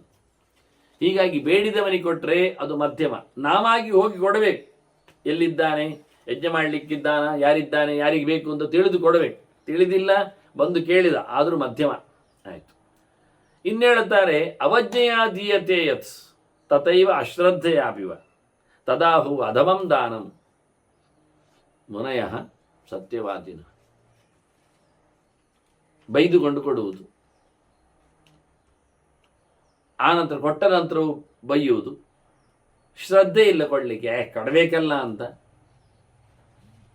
ಹಾಗಾಗಿ ಈ ರೀತಿಯಾಗಿ ಕೊಟ್ಟು ಬಿಟ್ಟರೆ ಇದನ್ನು ಅತ್ಯಂತ ಹೇಸಿಗೆಯಾದ ದಾನ ಅಂತ ಕರೀತಾರೆ. ಅಧಮವಾದದ್ದು, ಇದು ಪ್ರಯೋಜನ ಇಲ್ಲ ಅಂತ. ಇದೆಲ್ಲ ತಿಳಿಸಿಕೊಟ್ಟವರು ಯಾರು ಕೇಳಿದರೆ ಕೊಟ್ಟು ಪಡೆದು ಎಚ್ಚರಾದಂತಹ ಮುನಿಗಳೇ. ಅವರು ಯೋಚನೆ ಮಾಡಿಕೊಂಡೇ ಹೇಳಿದ್ದು, ಸುಳ್ಳಲ್ಲ, ವಾಸ್ತವವನ್ನೇ ಹೇಳ್ತಾ ಇದ್ದಾರೆ, ಸತ್ಯವಾದಿಗಳು ಅಂತಾರೆ ಅವರು. ಅತಿಕ್ರಾಮೇತ ಮಧ್ಯಮಾನಃ ವಿವಿಧೇನ ನರಃ ಸದಾ ತಥಾ ಪ್ರಯತ್ನ ಕುರ್ವೀತ ಯಥಾ ಮುಚ್ಯೇತ ಸಂಶಯ. ಆಪತ್ತುಗಳು ಬಂದರೆ ಅದನ್ನು ಹೇಗೆ ದಾಟಬೇಕು ಅಂತ ಚೆನ್ನಾಗಿ ತಿಳಿದುಕೊಂಡು ಅದಕ್ಕೆ ಬೇಕಾಗಿರತಕ್ಕಂಥ ಕರ್ಮವನ್ನು ಮಾಡಬೇಕು. ಅದಕ್ಕೆ ಅನುಗುಣವಾದ ಪ್ರಯತ್ನ ಮಾಡಬೇಕು. ಪ್ರಯತ್ನ ಮಾಡಿ ದಾಟಿ ಹೋಗ್ಬೇಕು, ಬಿದ್ದುಕೊಳ್ಳಿಕ್ಕಿಲ್ಲ ಅಂತಾರೆ. ಈ ರೀತಿಯಾಗಿ ಪ್ರಯತ್ನಶೀಲನಾದವನಿಗೆ, ಅಂದರೆ ಕರ್ಮತಂತ್ರವನ್ನು ಚೆನ್ನಾಗಿ ಅವಲಂಬಿಸಿಕೊಂಡವನಿಗೆ ಆಪತ್ತುಗಳು ಮುತ್ತುವುದಿಲ್ಲ ಅಂತ ಹೇಳ್ತಾರೆ. ನಿಜವಾಗಿ ಒಬ್ಬ ಸಂಸ್ಕಾರವಂತನಾದವ, ಅಧ್ಯಯನಶೀಲನಾದವ ವಿಪ್ರ, ಅವನು ದಮೇನ ಶೋಭತೆ. ದಮ ಇಂದ್ರಿಯ ನಿಗ್ರಹ ಅಂತ, ಇಂದ್ರಿಯಗಳ ಭೋಗಗಳ ಲಾಲಸೆ ಇಲ್ಲದವನಾಗಿದ್ದಾಗ ಅವನಿಗೆ ಬೆಲೆ ಜಾಸ್ತಿ. ಕ್ಷತ್ರಿಯ ವಿಜಯೇನಂತು, ಕ್ಷತ್ರಿಯನಿಗೆ ಶೋಭೆ ಎಲ್ಲಿಂದ? ಅವನು ಪರಾಕ್ರಮವನ್ನು ತೋರಿಸಬೇಕು, ಗೆಲುವನ್ನು ಸಾಧಿಸಬೇಕು, ಶತ್ರುಗಳ ವಿರುದ್ಧ ಅವ ಹೋರಾಡಿ ವಿನ್ ಆಗಬೇಕು. ಧನೇನ ಶೋಭತೆ ವೈಶ್ಯ, ಧನೇನ ವೈಶ್ಯ, ವ್ಯಾಪಾರಿ ಸಂಪತ್ತನ್ನು ಒಟ್ಟು ಮಾಡುವುದರಲ್ಲಿ, ಅದನ್ನು ನಡೆಸಿಕೊಡುವುದರಲ್ಲಿ. ಶೂದ್ರಸ್ತು ನಿತ್ಯಂ ದಾಕ್ಷೇಣ ಶೋಭತೆ, ಒಳ್ಳೆ ಪ್ರಯತ್ನ ಮಾಡುವುದರಿಂದಲೇ, ಸರ್ವೀಸಿನಿಂದಲೇ ಶೂದ್ರನಿಗೆ ಬೆಲೆ ಅಂತ. ಮತ್ತೆ ಪ್ರತಿಗ್ರಹಾರ್ಜಿತಾ ವಿಪ್ರೆ, ಬ್ರಾಹ್ಮಣನಿಗೆ ಸಂಪತ್ತು ಯಾವುದು ಕೇಳಿದರೆ ಅವನು ಕೈ ಹಿಡಿದು ಪಡೆದದ್ದೇ, ಅವನಿಗೆ ಯಾರಾದರೂ ಕೊಟ್ಟದ್ದೇ ಅವನ ಸಂಪತ್ತು, ಅದೇ ದೊಡ್ಡದು ಅವನದ್ದು. ಮತ್ತು ಕ್ಷತ್ರಿಯನಿಗೆ, ಕ್ಷತ್ರಿಯ ಯುಧಿ ನಿರ್ಜಿತ, ಕ್ಷತ್ರಿಯನಿಗೆ ಯುದ್ಧದಲ್ಲಿ ಪರ ರಾಷ್ಟ್ರಗಳಿಂದ, ಪರ ಜನರಿಂದ, ಶತ್ರುಗಳಿಂದ ಸಂಪಾದನೆ ಮಾಡಿದ್ದೇ, ಅದನ್ನು ಎಳ್ಕೊಂಡದ್ದೇ ಅವನ ಸಂಪತ್ತು. ವೈಶ್ಯೇ ನ್ಯಾಯಾರ್ಜಿತಾಶೆ, ವೈಶ್ಯನಿಗೆ, ವ್ಯಾಪಾರಿಗೆ ಅವನ ನ್ಯಾಯಯುತವಾಗಿ ಸಂಪಾದನೆ ಮಾಡಿ. ಶೂದ್ರೇ ಶುಶ್ರೂಷೆ ಅರ್ಜಿತ, ಶೂದ್ರನಲ್ಲಿ ಅವನ ಸೇವೆಯಿಂದ ಪಡೆದದ್ದು ಸಂಪತ್ತು, ಅದು ನಿಜವಾದ ಸಂಪತ್ತು. ಅದು ಎಷ್ಟು ಸ್ವಲ್ಪವೇ ಇರಲಿ, ಅದು ಬಹಳ ಕಮ್ಮಿ ಬರ್ತದೆ ಮಾರಾಯರೆ. ಎಲ್ಲಿಯಾದರೂ ಕದ್ದರೆ ಜಾಸ್ತಿ ಸಿಗ್ತದೆ, ಮೋಸ ಮಾಡಿದರೆ ಜಾಸ್ತಿ ಆಗ್ತದೆ, ಟೊಪ್ಪಿ ಹಾಕಿದರೆ ಜಾಸ್ತಿ ಬರ್ತದೆ, ಇನ್ನೇನು ದೌರ್ಜನ್ಯ ತೋರಿಸಿದರೆ ಜಾಸ್ತಿ ಕೊಡ್ತಾರೆ, ಅದೆಲ್ಲ ಬೇಡ ಅಂತ. ಸ್ವಲ್ಪಾಪ್ಯರ್ಥ ಪ್ರಶಸ್ತ್ಯಂತೆ ಧರ್ಮಸ್ಯಾರ್ಥೆ ಮಹಾಪರ. ನೀನು ಧರ್ಮಕರ್ಮ ಮಾಡುವುದಾದರೆ ಇಂಥದ್ದು ಸ್ವಲ್ಪ ಸಂಪತ್ತೇ ಒಳ್ಳೆಯದು. ಈ ನಮೂನೆಯಲ್ಲಿ ಬಂದವು, ಇದು ನ್ಯಾಯವಾದಂತಹ ದಾರಿಯಲ್ಲಿ ಸಿಕ್ಕಿದ್ದು ಸಂಪತ್ತು. ಇದರಿಂದ ಮಾಡಿದ ಎಷ್ಟು ಸಣ್ಣ ಕೆಲಸ ಆದರೂ ಬಹಳಷ್ಟು ದೊಡ್ಡ ಮಟ್ಟಿನ ಫಲವನ್ನು ಕೊಡ್ತದೆ. ಅಡ್ಡದಾರಿಯಲ್ಲಿ ಹಿಡಿದ ಸಂಪತ್ತಿನಲ್ಲಿ ಮಾಡಿದ್ದು ಚೂರು ಫಲವನ್ನು ಕೊಡುವುದಿಲ್ಲ. ಚೂರು ಕೊಡ್ತದೆ ಹೇಳಲಿಕ್ಕೆ ಅಂತ ಕಾಯಬೇಡಿ, ಮತ್ತೆ ಚೂರು ಕೊಡುವುದಿಲ್ಲ, ಮತ್ತೆ ಅನರ್ಥವನ್ನೇ ಮಾಡ್ತದೆ, ಹಾಳನ್ನೇ ನೀಡುತ್ತದೆ, ಪ್ರಯೋಜನ ಇಲ್ಲ ಅಂತ ಅಲ್ಲ. ಪ್ರತಿಗ್ರಹಕ್ಕೆ ಕೈ ಜೋಡಿಸಿದರೆ ಹೇಸಿಗೆ ಆಗ್ತದೆ, ಕೈಗೆ ತಂದು ಕೊಡುವವರಿಲ್ಲ, ಹಾಗಾಗಿ ವೃತ್ತಿ ಇಲ್ಲ ಆಗ್ತದಲ್ಲ. ಹಾಗಾದರೆ ಬೇರೆ ವೃತ್ತಿ ಮಾಡು, ಕ್ಷತ್ರಧರ್ಮ, ಹೋರಾಟದ ಅಂಗಳದಲ್ಲಿ ರಾಜನಲ್ಲಿ ಸೇರು, ಅದರಲ್ಲಿ ಸಂಪತ್ತು ಬರ್ತದೆ, ಅದು ವೃತ್ತಿ ಆಗ್ತದೆ. ಅದರಿಂದ ಕಲಿಯುವವನಿಗೆ, ಬ್ರಾಹ್ಮಣನಿಗೆ ಕಲೀಲಿಕ್ಕೆ ಕೂಡುವುದಿಲ್ಲ ಆದರೆ, ಪ್ರಯೋಜನ ಇಲ್ಲ, ದುಡ್ಡು ಒಟ್ಟಾಗುವುದಿಲ್ಲ ಆದರೆ ಅವನು ಕ್ಷತ್ರಧರ್ಮ ಮಾಡುವುದು. ಅದೆಲ್ಲ ಪೆಟ್ಟು ಬುಡೆ ಬೇಡ ಮಾರಾಯರು, ನೋವಾಗ್ತದೆ, ರಕ್ತ ಬರ್ತದೆ. ಹಾಗಾದರೆ ಹೊಡಿಲಿಕ್ಕಿಲ್ಲ, ತೆನ್ನಲಿಕ್ಕಿಲ್ಲ ಅಂದರೆ ಹಾಗಾದರೆ ವೈಶ್ಯ ಧರ್ಮ ಮಾಡು, ವಾಣಿಜ್ಯ ಮಾಡು, ಕೃಷಿ ವಾಣಿಜ್ಯ ಅದು ನಡೆಸುವಂಥ. ದಿನ ತಿನ್ನಬೇಕು, ದಿನ ದುಡಿಬೇಕು. ಅದರಿಂದ ಕ್ಷತ್ರಧರ್ಮ ವೈಶ್ಯಧರ್ಮ ನಾವೃತ್ತಿ ಪತತೆ ದ್ವಿಜ. ಕೆಲಸ ಇಲ್ಲ ಅಂತೇಳಿ ಅವನಿಗೆ ಅವನು ಸೋಮಾರಿದ್ದಾನೆ, ದುಡ್ಲಿಕ್ಕೆ ಬರುವುದಿಲ್ಲ, ಏನಾದರೂ ಮಾಡಲಿಕ್ಕೆ ಬರ್ತದೆ ಅವನಿಗೆ. ಬಟ್ ಅವನು ಶೂದ್ರಧರ್ಮ ಯದಾತು ಸ್ಯಾತ್ ತದಾ ಪತತಿ ವೈದ್ವಿಜ. ಅವನು ಯಾರ್ಯಾರೋ ನೀಚರ ಕೆಲಸ ಮಾಡಿ ದುಡ್ಡು ತಿಂತಾನೆ ಬದುಕ್ತಾನೆ ಹೇಳಿದರೆ ಅದು ಮಾತ್ರ ಅಲ್ಲ ಅಂತ, ಅದು ಬೇಡ ಅಂತ, ಅದು ಮಾಡಲಿಕ್ಕಿಲ್ಲ. ವಾಣಿಜ್ಯಂ ಪಾಶುಪಾಲ್ಯಂಚ ತಥಾ ಶಿಲ್ಪೋಪಜೀವನಂ ಶೂದ್ರಸ್ಯಾಪಿ ವಿಧೀಯಂತೆ ಯದಾ ವೃತ್ತಿರ್ನ ಜಾಯತೆ. ಪರಿಚಾರಕನಿಗೆ ಕೆಲಸವೇ ಇಲ್ಲ. ಈಗ ರೋಬೋಟ್ ಎಲ್ಲ ಕೆಲಸ ಮಾಡ್ತದೆ, ಮತ್ತೆ ಮನೆ ಮಂದಿಯೇ ಕೆಲಸ ಮಾಡಿಬಿಡ್ತಾರೆ, ಮತ್ತೆ ಅಲ್ಲಲ್ಲಿಯೇ ಕೆಲಸ ಆಗಿ ಹೋಗ್ತದೆ. ಅವರು ಯಾರು ಕೆಲಸ ಕೊಡುವುದಿಲ್ಲ, ದುಡ್ಡು ಕೊಡುವುದಿಲ್ಲ ಆದರೆ ಅವನು ವಾಣಿಜ್ಯ ಮಾಡ್ಬೋದು. ಶೂದ್ರ ವ್ಯಾಪಾರಿ ಆಗ್ಬೋದು. ಮೇಲಿನ ಧರ್ಮವನಿಗೆ, ಮೇಲಿನವನು ಕೆಳಗೆ ಮಾಡ್ಬೋದು, ಕೆಳಗಿನವನು ಮೇಲಿನ ಧರ್ಮ ಮಾಡೋದು, ವಾಣಿಜ್ಯ ಮಾಡ್ಬೋದು, ವ್ಯವಹಾರ ಮಾಡ್ಬೋದು. ಪಾಶುಪಾಲ್ಯಂಚ, ಪಶುಗಳನ್ನು ಸಾಕ್ಬೋದು, ದನ ಸಾಕ್ಬೋದು, ಕುರಿ ಅಜ ಎಲ್ಲ ಸಾಕಲಿಕ್ಕೆ ಬರ್ತದೆ ಅವನಿಗೆ, ಇದು ಮಾಡುವುದು, ಪಶುವೃತ್ತಿಯನ್ನು ನಡೆಸಬಹುದು ಅವನು. ಶಿಲ್ಪೋಪಜೀವನ, ಇನ್ನು ಕಾರು ವೃತ್ತಿ, ಶಿಲ್ಪ, ಮರದ ಕೆಲಸ, ಲೋಹದ ಕೆಲಸ, ಕಲ್ಲಿನ ಕೆಲಸ, ಮನೆ ಕಟ್ಟುವ ವ್ಯವಸ್ಥೆ, ಇವನ್ನೆಲ್ಲ ಮಾಡ್ಬೋದು. ಅದನ್ನು ಯಾವುದರಲ್ಲಿಯೂ ಅವನಿಗೆ ವೃತ್ತಿಯನ್ನು ಇಲ್ಲ ಅಂತಾದರೆ ಮಾಡಲಿಕ್ಕೆ ಬರ್ತದೆ. ಅಲ್ಲ, ಹಿಂದಿನವರ ವೃತ್ತಿ ಇತ್ತಾದರೆ ಮಾಡು, ಇಲ್ಲಾದರೆ ಬಿಡು. ಹಿಂದಿನವರಲ್ಲಿ ಏನು ವೃತ್ತಿ ಇತ್ತು? ರಂಗಾವತರಣಂಚೈವ, ಈ ಡೆಕೋರೇಷನ್ ಮಾಡುವುದಿತ್ತು, ಮಂಟಪ ಕಟ್ಟುವುದು, ಅಥವಾ ಕೆಲವರಿಗೆ ಅಭಿನಯ ಹೇಳಿಕೊಡುವುದು, ನೃತ್ಯ ಕಲಿಸುವುದು, ಇದೆಲ್ಲ ಆಗ್ತಾ ಇತ್ತು. ಆಯಿತು, ತೊಂದರೆ ಇಲ್ಲ. ತಥಾ ರೂಪೋಪಜೀವನ, ಮೇಕಪ್, ಅದು ಆಗ್ತಾ ಇತ್ತು, ಅದು ಪರವಾಗಿಲ್ಲ. ಮೇಕಪ್ ಮಾಡ್ತಾ ಇದ್ದದ್ದು ಆಗ್ತದೆ. ರೂಪೋಪಜೀವನ, ಬಣ್ಣ ಬಳಿಯುವುದು, ಪೈಂಟಿಂಗ್ ಎಲ್ಲ, ಇದು ಸುಮಾರು ಅರ್ಥಗಳೆಲ್ಲ ಉಂಟು. ಇದೆಲ್ಲ ಮಾಡುವಂಥದ್ದು ಆಗ್ತದೆ. ಮಸಾಜ್ ನಡೀತದೆ. ಅಂದರು ಸೈರಂಧ್ರಿ ಆಗಲಿಲ್ಲ ದ್ರೌಪದಿ ಹೋಗಿ ತಲೆ ಬಾಚೋಳಿದ್ದೇನೆ ಅಂತ ಹೇಳುತ್ತಾ, ಅದೆಲ್ಲ ನಡೀತದೆ. ಮತ್ತು ಇನ್ನು ಹೇಳುವುದಾದರೆ ಅವನು ಹೇಳ್ತಾನೆ ಮಧ್ಯ ಮಾಂಸೋಪಜೀವಿ ಅಂಚ ಆದೀತು. ಹೆಂಡ ಮಾರೋದು, ಮಾಂಸ ಮಾರೋದು, ಇದೆಲ್ಲ ಆಗ್ತದೆ. ಯಾವಾಗ ಆಗ್ತದೆ?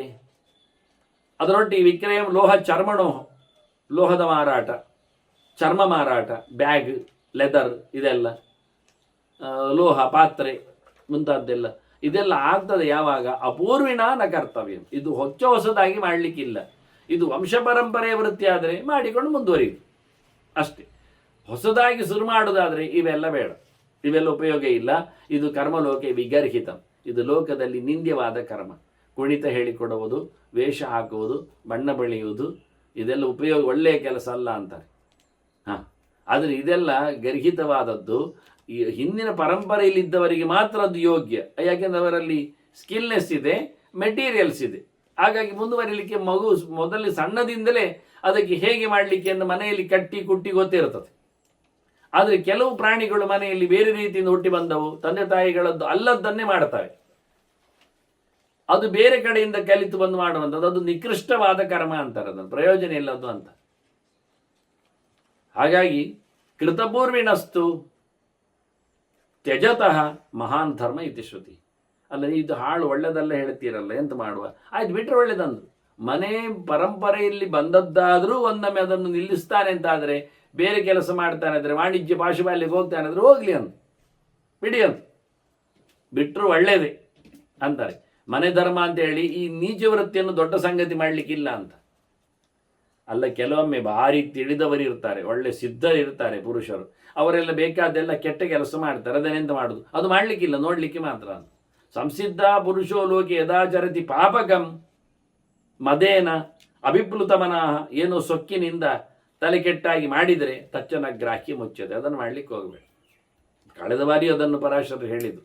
ದೇವತೆಗಳು ಋಷಿಗಳು ಮಾಡುವಂಥದ್ದನ್ನೆಲ್ಲ ಮಾಡುವಂಥದ್ದಲ್ಲ, ಕೇಳಿಕೊಂಡ್ರು ಅದನ್ನೆಲ್ಲ ಬೈಲಿಕ್ಕೆ ಹೋಗ್ಲಿಕ್ಕಿಲ್ಲ. ಅದವರ ಧರ್ಮ, ಅದರವರಿಗೆ ಒಂದು ಬೇರೆ ಲೋಕ ಇದೆ. ಹಾಗಾಗಿ ಇಲ್ಲಿ ಒಂದೊಮ್ಮೆ ಯಾರಾದರೂ ಅಂಥದ್ದು ಒಂದೊಮ್ಮೆ ಹೆಚ್ಚು ಕಡಿಮೆ ಮಾಡಿಕೊಂಡಿದ್ರೆ ಅದನ್ನು ದೊಡ್ಡ ಸಂಗತಿ ಮಾಡಲಿಕ್ಕಿಲ್ಲ. ಹಿಂದೆಲ್ಲ ಮನುಷ್ಯನಿಗೆ ಧಿಕ್ಕಾರ ಹೇಳಿದರೆ ಸಾಕು, ಹೇಸಿಗೆ ಆಯಿತು ಮಾರೆ ಅಂದರೆ ಆಯಿತು, ಅವ್ರ ಬಾಯಿ ಮುಚ್ಕೊಳ್ತಿದ್ರು. ಈಗೆಲ್ಲ ಅದು ಸಾಲದು ಅಂತಾನೆ. ಶ್ರೀಯಂತೆ ಈ ಪುರಾಣೇಶು ಪ್ರಜಾ ದಿಗ್ದಂಡ ಶಾಸನ. ಅವನು ತಪ್ಪುಗಾರ ಅಂತ ಹೇಳಿದರೆ ಸಾಕು, ಹೇಸಿಗೆ ಧಿಕ್ ನಿನಗೆ ಅಂತ ಹೇಳಿದ್ರು ಸಾಕಿತ್ತು. ಅವರಷ್ಟು ಬೇಸರ ಪಟ್ಟುಕೊಂಡು ಒಳ್ಳೆಯ ಕೆಲಸ ಮಾಡ್ತಿತ್ತು. ದಾಂತಹ ಧರ್ಮ ಪ್ರಧಾನಾಶ್ಚ ನ್ಯಾಯ ಧರ್ಮಾನು ವೃತ್ತಿಕ ತಮ್ಮನ್ನು ತಾವು ತಿದ್ದಿಕೊಂಡು ಧರ್ಮದಲ್ಲಿ ನೆಲೆಗೊಂಡು ಅದನ್ನು ಅರಿತುಕೊಂಡು ನ್ಯಾಯಯುತವಾಗಿ ಬದುಕ್ತಿದ್ರು. ಧರ್ಮವೃದ್ಧ ಗುಣಾನೇವ ಸೇವಂತೆ, ಧರ್ಮಾತ್ಮರಾದರೆ ದೋಷವನ್ನು ಮಾಡುವುದೇ ಇಲ್ಲ, ತಪ್ಪನ್ನು ನಡೆಸುವುದೇ ಇಲ್ಲ. ಆ ರೀತಿಯಾದಂಥ ಬೆಳವಣಿಗೆ ಅವರಲ್ಲಿತ್ತು. ಅವರನ್ನು ಧರ್ಮವು ಚೆನ್ನಾಗಿ ನೋಡಿಕೊಳ್ತಿತ್ತು. ತನ್ ಧರ್ಮಂ. ಹಾಗೆ ಧರ್ಮ ಬೆಳೀತಾ ಇದ್ದಾಗ ಮುಂದೇನಾಯಿತು ಅಂದರೆ ಅಸುರಾಹ ತಾತ ನಾಮೃಷ್ಯಂತ ನರಾಧಿಪ. ಕೆಟ್ಟವರು ಇದನ್ನು ಇಷ್ಟಪಡಲಿಲ್ಲ, ಸುತ್ತಮುತ್ತಲು ಧರ್ಮ ಇರುವುದನ್ನು. ಹಾಗಾಗಿ ಅವರು ಏನು ಮಾಡಿದರು? ಆಕ್ರಮಣ ಮಾಡಿದರು. ನಿವರ್ಧಮಾನಾ ಕ್ರಮಶಃ ತತ್ರ ತೇ ಪ್ರಾವಿಶನ್ ತೇ ಅನ್ವಾವಿಶನ್ ಪ್ರಜೆಗಳ ಒಳಗೆ ಅಸುರರು ಹೋಗಿ ಕೆಟ್ಟ ಕೆಲಸ ಮಾಡಲಿಕ್ಕೆ ಶುರು ಮಾಡಿದರು. ಆಗೇನಾಯಿತು? ಉಳಿದವರಿಗೂ ದರ್ಪ ಶುರುವಾಯಿತು, ಅಹಂಕಾರ ಬರಲಿ ಶುರುವಾಯಿತು. ತಾಸಾಂ ದರ್ಪ ಸಮಭವತ್ ಪ್ರಜಾನಾಂ ಧರ್ಮನಾಶನ. ಅಲ್ಲಿಗೆ ಧರ್ಮ ಸಾಯಿತು. ಅಹಂಕಾರ ಬಂದರೆ ಧರ್ಮ ಸಾಯ್ತದೆ. ಅಲ್ಲಿಂದ ಕೋಪ ಬರ್ತದೆ. ಕೋಪದಿಂದಾಗಿ ನಾಚಿಕೆ, ಕೆಟ್ಟದ್ದು ಕೆಲಸ ಮಾಡಲಿಕ್ಕೆ ನಾಚಿಕೆ ತಪ್ತದೆ. ಎಂಥದಿಲ್ಲ, ಯಾರ ಎದುರು ಏನೋ ಮಾಡಲಿಕ್ಕೆ ಶುರು ಮಾಡ್ತಾನೆ. ಹ್ರೀಶ್ಚೈವ ವ್ಯನಶದ್ರಾಜನ್, ಯಾರಿಗೂ ತಪ್ಪು ಮಾಡಲಿಕ್ಕೆ ಬೇಸರ ಇಲ್ಲ ಆಯಿತು, ಧೈರ್ಯ ಇತ್ತು. ಮತ್ತೆ ಮೋಹ ಅಡರಿತು, ಎಂತ ಮಾಡೋದು ಗೊತ್ತಿಲ್ಲ. ಹೀಗಾಗಿ ಒಬ್ಬರಿಗೊಬ್ಬರಿಗೆ ಗುದ್ದಾಡಿಕೊಳ್ಳಿ ಶುರು ಮಾಡಿದ್ರು. ಪರಸ್ಪರಾವಮರ್ದೇನ ವರ್ತಮಾನ ಯಥಾಸ, ಒಟ್ಟು ಟೋಟಲಿ ಸುಖ ಬೇಕು ಅಂತ ಶುರು ಮಾಡಿದರು.